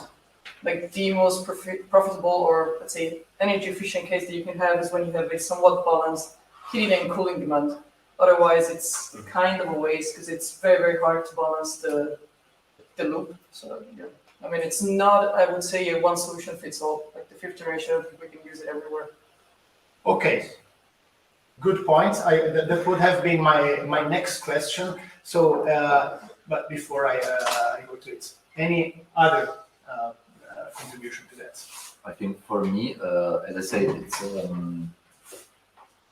it is according to my experience this year with these heating and cooling networks, they are very centralized.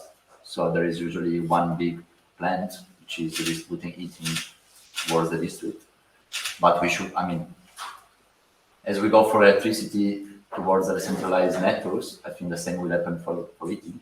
So we will have different sources of it. So we can have some prosumers and solar collectors, or some waste heat from data centers, or from supermarkets, for example. So we have different inputs of it, and I think it would be technically difficult to manage all these inputs, because you will have inputs with different temperatures inside, let's say, the main grid. So it will be difficult to, for example, predict what is the temperature of the main grid. So I think it's a challenge, but we are moving towards that. Clear. So feasibility of fifth generation. So is it one solution fits for all or not? And I think I already understood, we agree that it is probably not that, but let's try to understand when it is a solution. I remember the results of the project I think Jurek was coordinating, called FlexiNets, was probably one of the first research projects on fifth generation, so ultra low temperature district heating. The answer was, or let's say, one of the many final conclusions was exactly what you said. Namely, it makes sense when heating and cooling amount of energy have a balance. Now, let me add that unfortunately, it's not only or very much a balance at the yearly level, but it must be a balance constantly over the year, and that's probably the main issue. Because usually we heat, at least in Europe, we heat in winter and cool down in summer, and not the other way around. So probably it becomes a matter of having a good mix of tertiary, where to some extent, or even industry, where to some extent cooling may be needed even in the cold season. And the question, and so this I'm just stating was one of the conclusions of FlexiNets. Does any of you have other experiences with other projects, or where you were directly involved, or just you read other conclusions in this regard, which can help us understanding when fifth generation actually makes sense or will make sense? Well, I think that result is the main idea of fifth generation district heating. You need to have balance all over the year in the network. You need people consuming heating and also producing it at the same time, and the same for the cooling side, because you can integrate all the waste heat from the industry, but what do you do with that heat during summer, for example? So it is needed to integrate tertiary buildings, maybe industry that needs heating in summer and also cooling in winter, in order to balance all the network. In that, if you don't have that, it's Heating in summer would be mainly. Yeah, right. Yeah, and cooling in winter for some tertiary buildings. Very glazed buildings, for example. Yeah, right. Okay. Any other experience with this? Yeah, when I would suggest that to be more, to take more advantages of this fifth generation, the buildings, the old buildings shouldn't work at the temperature that they are working at 85, 90 degrees, because it misbalance all the grid, and it doesn't make sense if you are working at 20 and you have to boost the temperature at so high. Okay. So it's better to with the new buildings that work. Okay, then let's move to the next question. Was not planned to be the next one, but it bridges very well. And the question is exactly how will we solve, let's say, the trend is clearly to decrease the supply and consequently the return temperature of district heating networks. Now, how will we manage existing high temperature buildings? I mean, this is, we're not discussing something new. This is the big question, one of the big questions for district heating operators.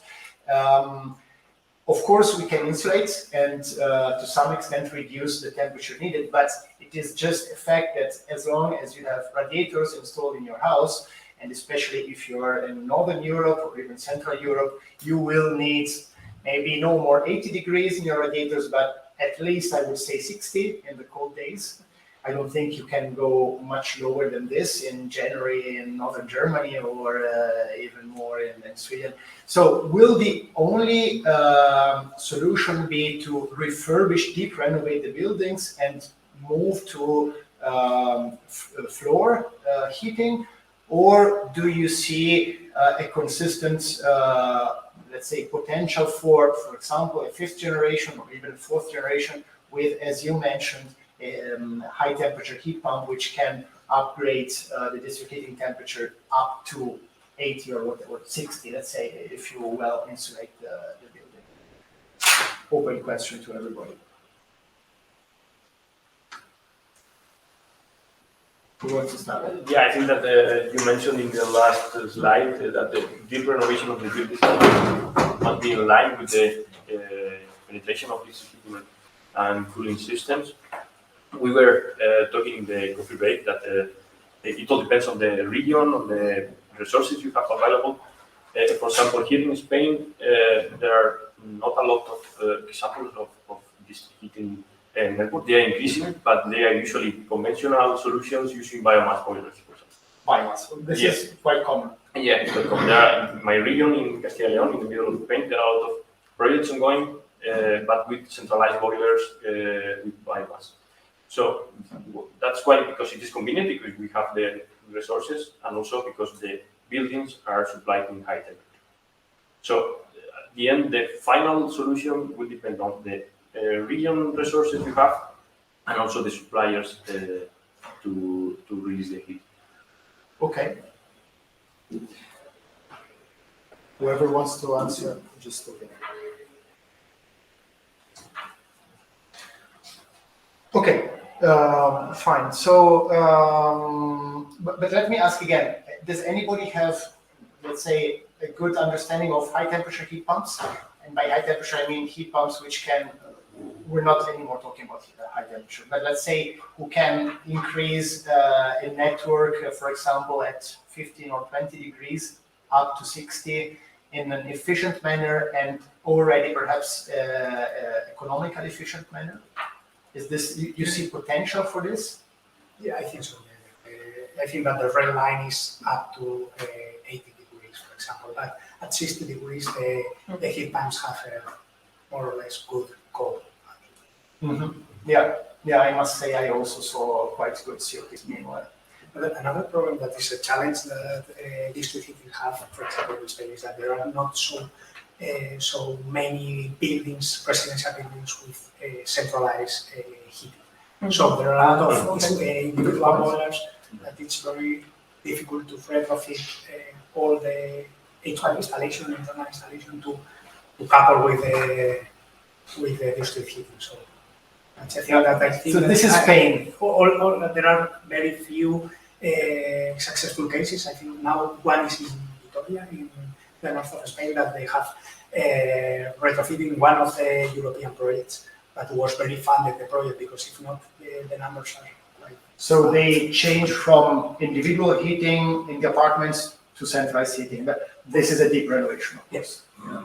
And you have to, the same requirement of the space, you have to put like a vertical pipes and all the connections with the heat exchanger or with the heat, how is the name of, like a company network. To measure, of course, as is normal in centralized systems. Yeah. I would add that in Italy we have, for example, a slight different situation. We have many, I would say the majority of multifamily houses has a centralized space heating system, but domestic hot water production is typically decentralized. And this again poses an issue because, okay, at least space heating is already centralized, but what do you do in summer? And the district heating operators need to sell also in summer, otherwise so you want to have the domestic hot water demand at least. So even when the heating system, space heating system is centralized, you still have an issue centralizing the domestic hot water system, and this is another deep renovation need. Most of you are living in Spain, I understand. How is it like in Germany? Any idea? I think at least the district heating scene is more developed than in Spain, at least so far, what we've seen with projects. But now we have a similar situation. So there are district heating. There is one in Karlsruhe as well. It doesn't serve the entire city. I mean, I is in Karlsruhe, so that's where I live. It doesn't serve the entire city, but we still have individual boilers for hot water. For hot water, yes. Okay, it's very similar to the Italian case. I see. Okay, thanks. Next technological question. This is about REWARDHeat. You have quite a similar approach to HYPERGRYD. So the question is to both, namely individual heat pumps, evaporating or condensing, depending on the season, into the district heating system network, or probably an extension of the district heating system in the building. Let's say a tree, how do you say in English, of in the building. Fine. The question is then, this means you need a hydronic cooling system. I mean, you all showed obviously this typical refrigerant-based air condensed devices. So the split multi-split systems everybody has at home probably. In order to happen what you guys are doing in HYPERGRYD and REWARDHeat, you need a heat pump which is actually condensing, condensing in this case in water. So it must be, okay. So it will still be a deep change in the paradigm. It's not like a district heating operator constructing a fifth generation network can easily do that without somewhat entering in the house of the people. Yeah, basically the two main development uses water-to-water heat pumps. So you are right, you need hydronic way to use the cooling. But we come back to the same concept. We need renovated buildings to use the cooling using a running floor or cooling floor, or other systems using water to air transformation to get advantage of the cooling. Yeah, that's totally right. It's not so. Yeah, the operator has to take into account both activities, also the district heating itself and also the intervention in the house. In the home, okay, yeah. I think it's the same. Just to add that our solution also involves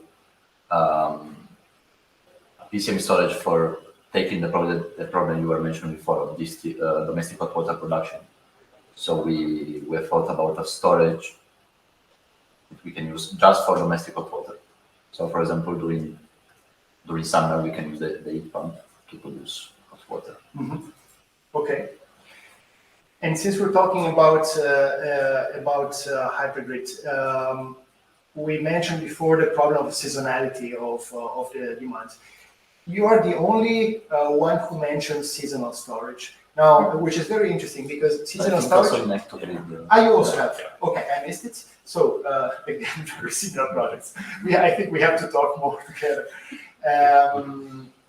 Historically, I saw seasonal storages in large size because of a very obvious geometric issue, surface to volume. But now we are seeing seasonal storages at the small size, even at apartment size. So is yours also small size? It was a tower. I think It was a big picture. It was a tower. In this case, it's large. It's large. Yeah, in boreholes and also mine wells. Okay, okay, now I remember. Okay, so this goes again to a quite heavy, because this is exactly while with different technology like absorption technology, it can be feasible even with a small size because the heat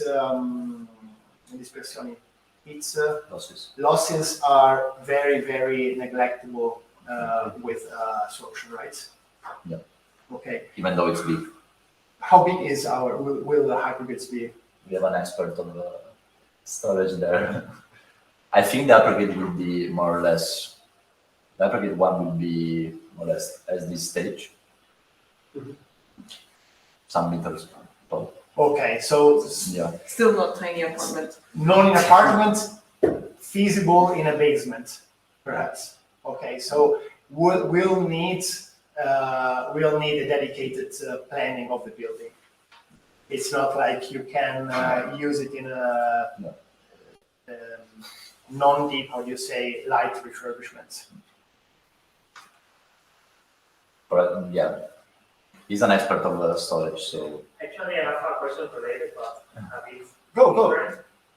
I would like to know which is the concept of seasonal storage. With your vision.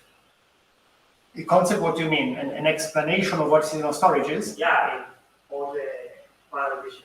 Because there is, let's say, there is different approaches to what is seasonal storage and what it means in terms of energy. You mean the time frame of the storage? Not only the time frame and the purpose of the storage itself. I'm not sure. Do you understand the questions? The question? I think so. I mean, the question mainly is based because in all the grants we see a lot of seasonal storage and we are designing systems that will be done weeks and at the end it goes with the focus of what is a seasonal storage. Seasonal season, I mean, it's summer and winter, so to me it's seasonal. Yeah, that is Long term seasonal storage, not week. exactly. That's we will understand with the wording of seasonal, but in terms of Okay, now I think now I understand the question. For me, I come from the solar thermal world, and I've dealt a little bit with solar district heating systems, and this is where not only, but among others, where seasonal storages were used in the beginning. We're talking about end of the 90s, and this is a real season, a whole season, or almost. Well, not really, not even, because you're storing in Denmark, were I think the first system, Sweden, northern Germany. So you're storing solar thermal heat in July, June, August, and you start reusing it perhaps end of September, early October, when they start heating. So, but this is a specific case. So at the building level, it might be different. Are you thinking of different time frames My of approach usage? is, it comes in line with this question. Do you think that any of the European technologies that we are developing in the projects work as a seasonal storage for a building? Well, I can talk about our case related to the boreholes. I'm more near that case. In Sweden, they use these boreholes as energy source, so that they use the evaporator side connected to the geothermal boreholes to use the condenser side in some apartments. But they realize that if they only use it in winter, the temperature of the boreholes will decrease over the year, and they will find that the efficiency of the heat pump will decrease over time. That will pose a financing problem, but look into the technical part. They finally study the use of the heat pump also in summer. This is connecting the evaporation side to the buildings and the condenser side in the boreholes. So that over the years, the more or less the temperature of the boreholes will continue the same. So that's a way to store heat during summer to use it over winter. So that would be a full season, basically. Yeah. Right. Okay. In HYPERGRYD is not in HYPERGRYD It's not seasonal, indeed. It's again shorter. for weeks, but not for. Yeah, what he was, the example he was making. Yeah. Feel free to ask questions. I'm just, took many, but even happier if you ask questions. So thanks, David. There was one mention of maybe I wrong. So of uninsulated pipes or something like that. Uninsulated, non-insulated. Yeah. So I didn't understand that part. Who has spoken about this? Not only, but okay, go. So what's the whole idea? So normally the district heating is super insulated. As far as I know, or the examples that I've seen is a pipe that you avoid with losses all over and more insulated with the Yes. So what's the idea? The pipes are, the more insulated pipe is because the higher the temperature you have in the pipe. So if you lower down the temperature, you can insulate them less. Oh. And also if you put the pipe under the ground there's a constant temperature of around 15 degrees, depending on the season. So you will have a constant environment and you can avoid insulation. But for new pipes, or just because you found It's for new networks. I mean, new network? this is feasible only if the network is at least a fourth generation, so with quite low supply temperature, completely feasible for no fifth. master that is, so the losses are Yeah. that's the whole thing. And it's not. What's the temperature of the level like this? In the temperature of this is in the fifth generation is around 25 to 40 degrees. Yeah. I think fourth is what, 60 to 30? Fourth generation. We come back to the concept of feed Yeah, forward. exactly. Yeah. It's a way of taking advantage of the inertia that you have in the ground or in the engine. Yeah, let's say it's not only a It's saving. counterintuitive. I see when you want to explain this thing to engineers or people that work in engineering consultancy, it's going to be difficult to explain because the tendency will be to insulate no matter what.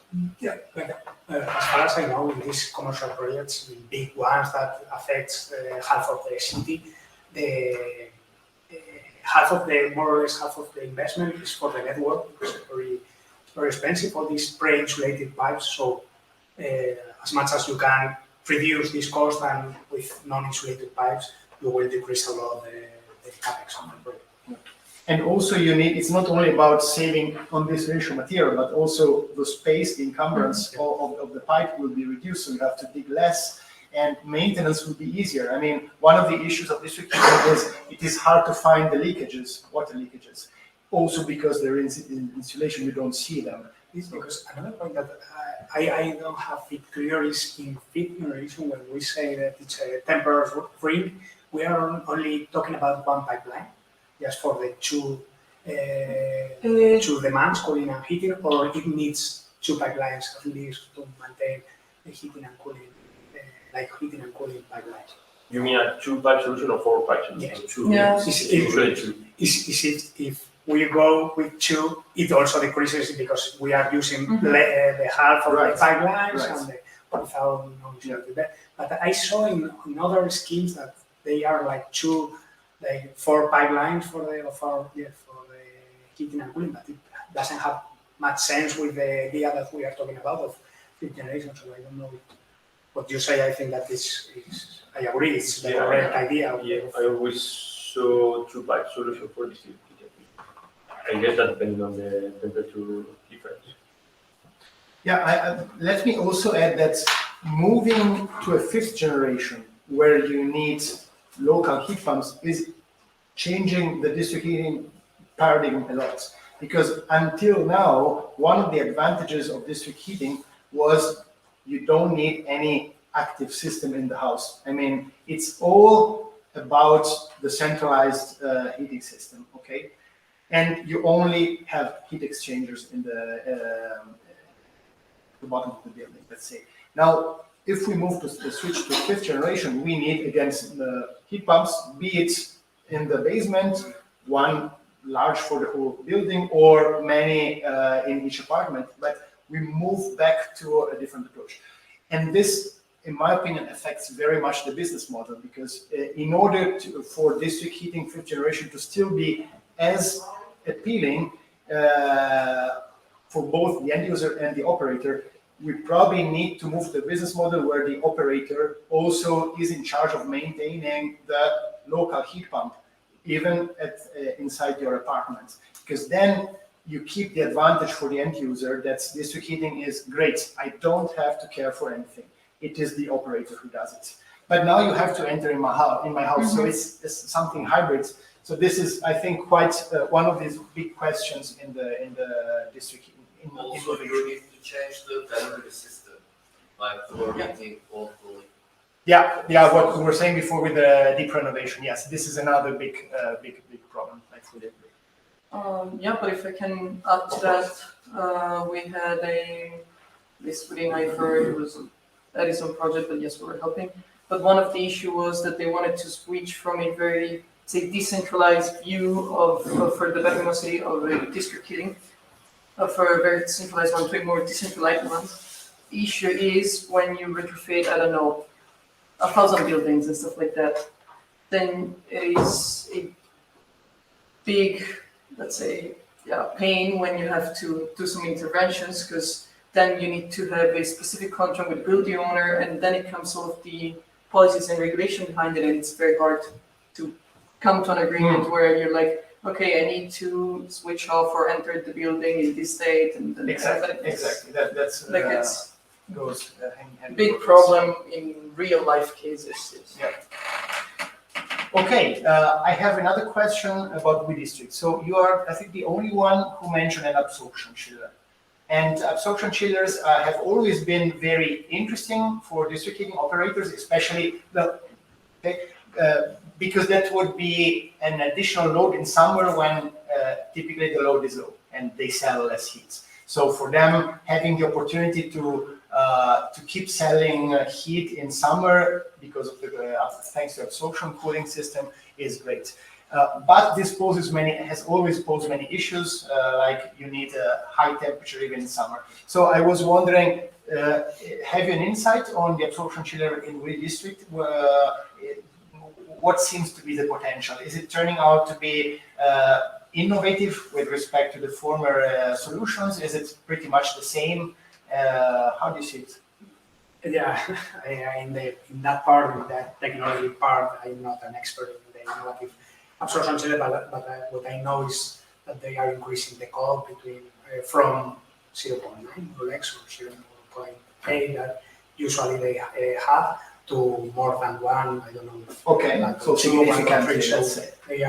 they are improving that point, and it doesn't affect so much here the high temperature, because I know that if you decreases from 120 degrees or 10 degrees, and you start and the high temperature input to the absorption chiller is at 90 degrees, the cob also is very affected and decreases a lot. In this case, it maintains a good It's more stable, the curve is horizontal. Okay. But so what again is it, if you remember, the needed temperature, supply temperature to make the absorption chiller run? You said 90? We are working with 95. Okay, so we're still there. It's not like they managed to go down a lot. Okay. Yeah, at least we need to maintain not 100, not 120, But at least. so let's say this would be a good solution for existing third generation systems, fourth, third. Okay, thanks. Any other experience with absorption chillers in district heating networks? No. Okay, then let me finish with WEDISTRICT. I think that it's the last technology I have a question about. You mentioned the CST, so concentrating solar thermal with molten salts.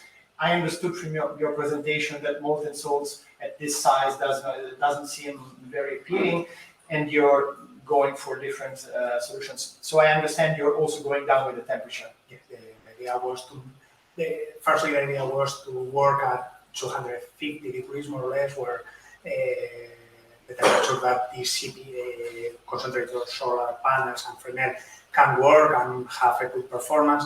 But knowing that, seeing that we needed to work with thermal oil, and it's very difficult to maintain the thermocline with molten salts operating during the whole year, and to avoid risk, it was very difficult because we talked with other experience, so we moved this technology to these EMR facilities, and we maintain the water installation. Okay, so if this was to be replicated, low temperature collectors would be fine. Yeah, I understand. No need for concentration. No, it's not. Yeah, because these parabolic flue collectors are used more to increase to 400, 600 degrees, and just to turbine the steam and produce electricity. And what we wanted was to also to demonstrate that these also work in district heat. That's why we. Okay. I think we're done with the more technological questions. Yes, we are. So, this I asked already. Okay. Let's continue. But it's an open discussion here. It's just because you mentioned it. You mentioned, and your perspective is interesting because you are working at Acciona, you are designing systems. Probably you mentioned before to me that probably one of your departments may even be running operating networks. So your perspective is quite knowledgeable in the sense. You mentioned that typically district heating systems have long paybacks.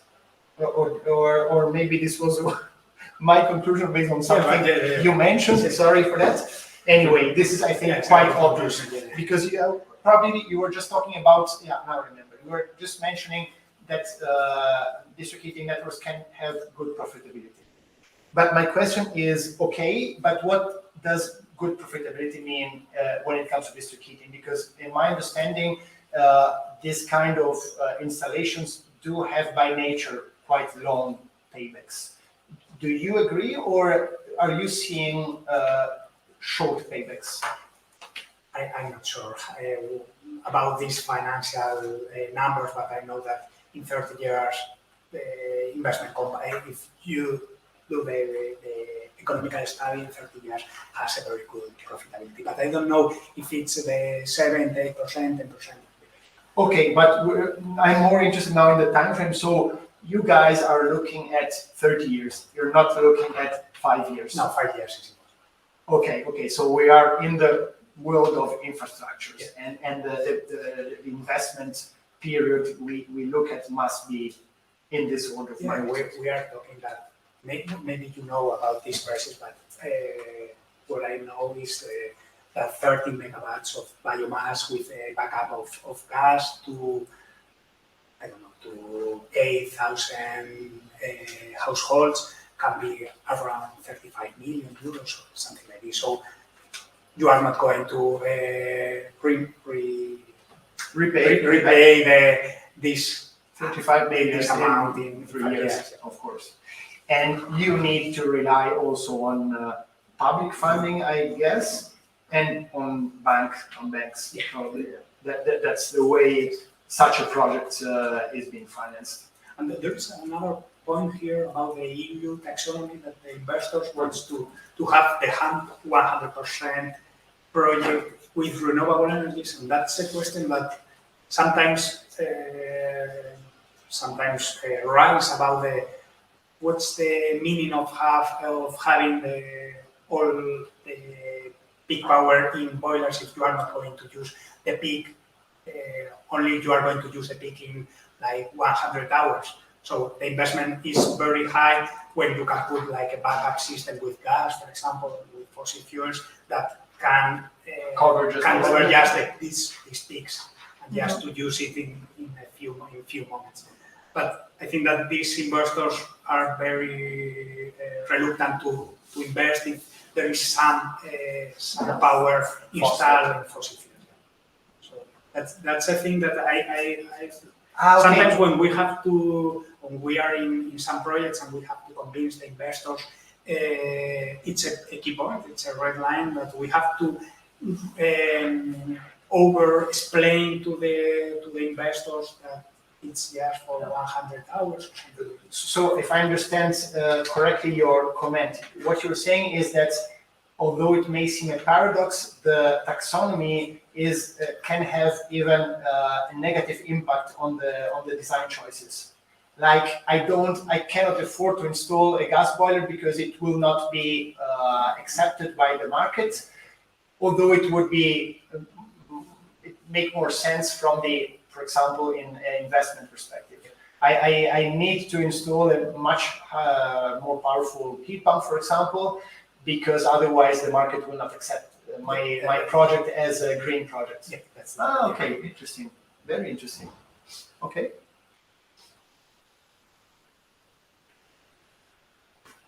Any other experience with paybacks or? I think it really depends on the dimension as well. Like if we're talking about big city DC things like open loops, it's one point. But if, for example, our company made a small DC heating system in Montserrat, which is a like monastery building close to Barcelona, and I think it's around 10 buildings, and actually I think in that point our payback time was in the order of 10 years.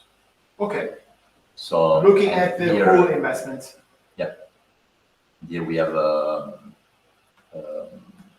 it's a biomass boiler based DC heating networks, and we use. If I'm not wrong, we are using gas for to cover the peaks. Yes. But for example, the DC heating and cooling network of Barcelona, so a big open network. It's very over-dimensioned, for example. So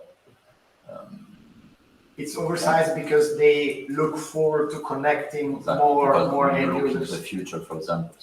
So they have to start with bigger pipes than needed, with a bigger generation facility. But in Montserrat, who did the investment? Was it the municipality, or was it a private investor? I mean, like Engie or I don't know, Acciona or The monastery. Okay, we're talking about the same Montserrat. Okay. Yeah. Okay. Okay. So It's insulated at some point. Like a cluster of buildings there. So it's more island. Yeah. It's all the.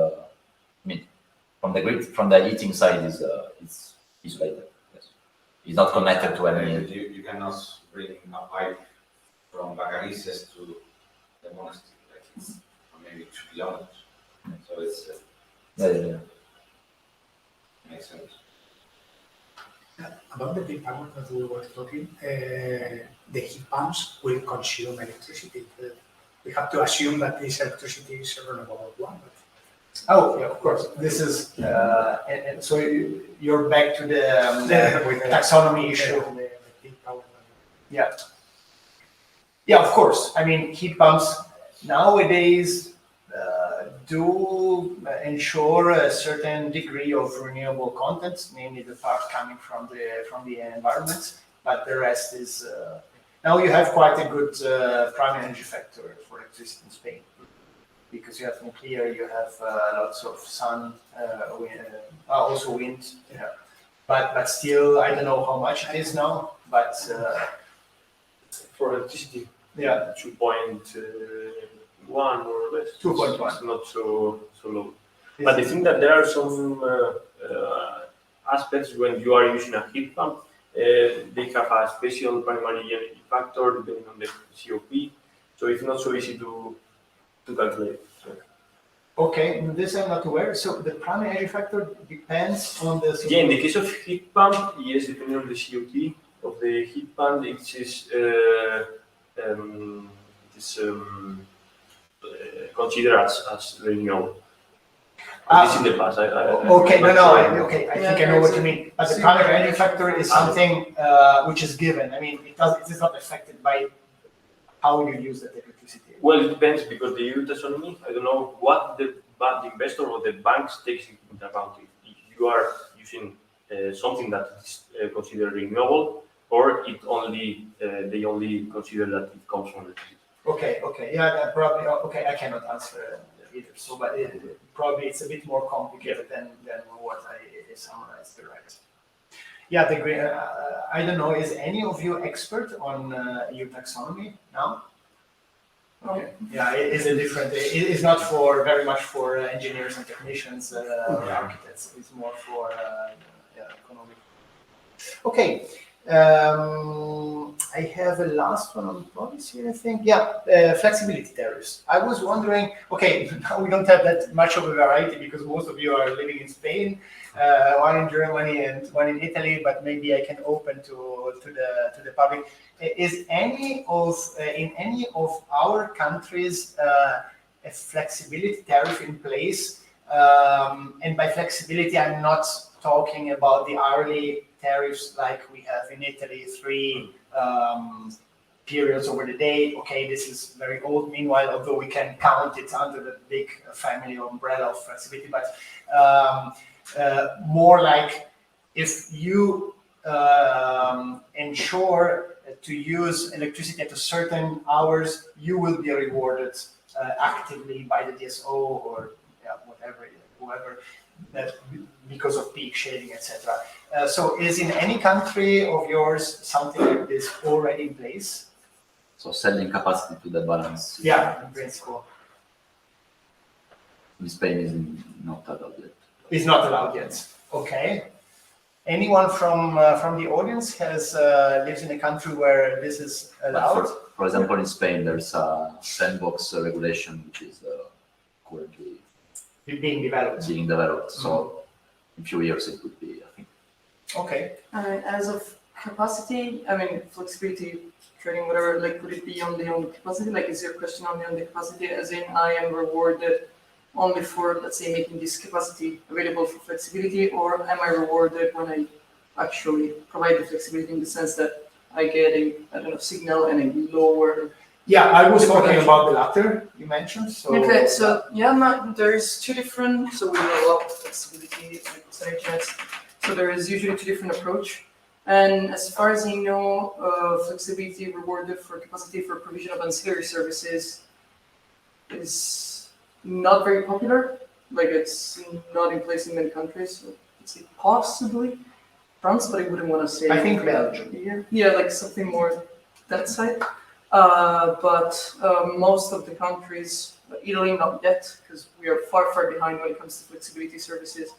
But most of the countries reward you for flexibility activation. So if you provide, I don't know, frequency containment reserves or AFRR or MFRR, like all of these frequency balancing things, if you actually provide it, then you're rewarded, but nobody rewards you for, let's say, booking a capacity for flexibility. This applies to medium-large players. It depends. So there is usually a minimum capacity, but with the role of aggregators now or virtual power plants, what they're doing is aggregating capacity and then trading this capacity onto the market. Okay, so let's say by law you have a threshold, but this could be done, or is it already happening that aggregators aggregate many very small capacities to a significant capacity? So I can bring you the case of a French aggregator, and usually what they want, they don't want very, very tiny ones. So they wouldn't go to the prosumer, for example.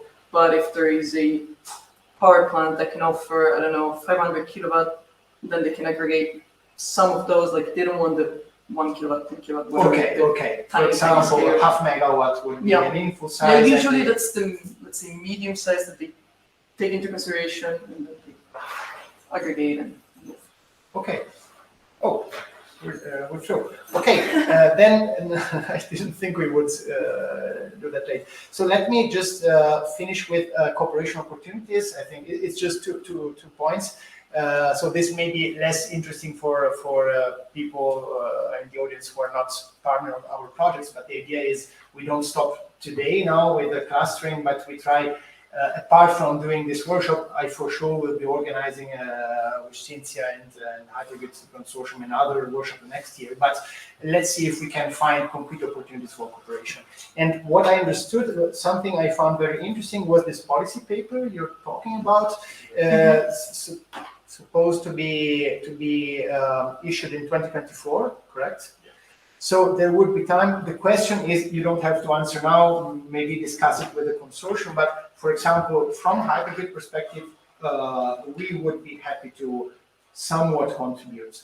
And in doing so, of course, in the end, it's very much, I'm thinking about very concrete outcomes, which each project can use for their cost claim, not only cost claim, but to show we contribute to good results. So we don't want to steal anything from anybody. That's why I'm saying, let's just put ideas on the table, discuss them at the consortium level, and if it makes sense, let's follow up on this. We would be happy, me for sure, other, I suppose, in the consortium to somewhat be involved in the process and provide some ideas if needed, let's say. So that would for sure. And I don't know if other projects would also be happy to contribute.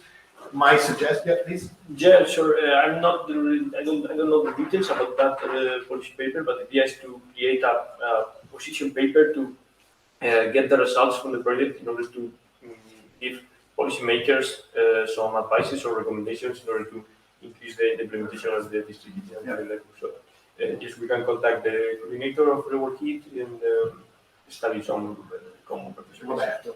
Yeah, Roberto. Easy.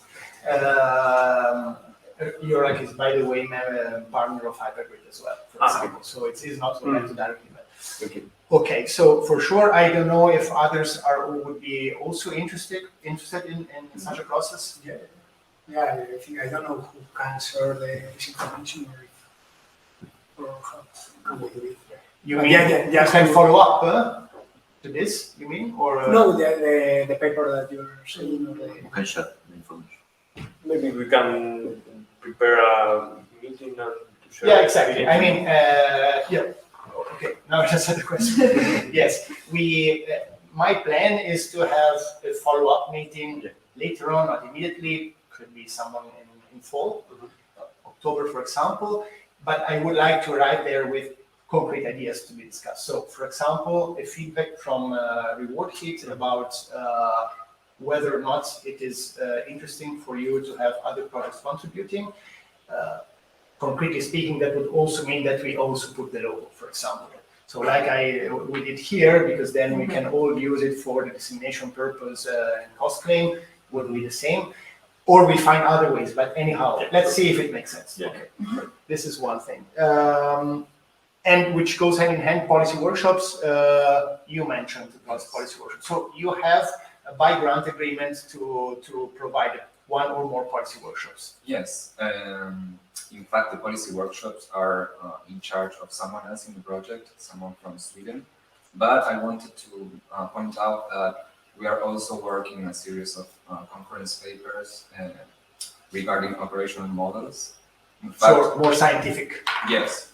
In fact, I have presented last week one other conference, which is focused on an industrial application, but I know a partner in this project from Sweden is working also on a paper based on district heating in Sweden.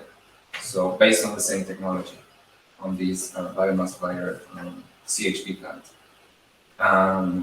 Well, in my case, I'm planning to further develop this operational model and focus on some industrial applications here in Spain. Okay. And are you mentioning this because you would be interested in cooperating with other scientists on the topic? Of course, yes. Okay. Who has bio? You do? Biogas, yeah. You have biogas. Yeah, of yours. Yeah. Yours? Well, yeah. Yes, biomass and syngas. It's in Sweden too. Yeah, we also have biomass CHP in Sweden. Okay, so that could be another possible.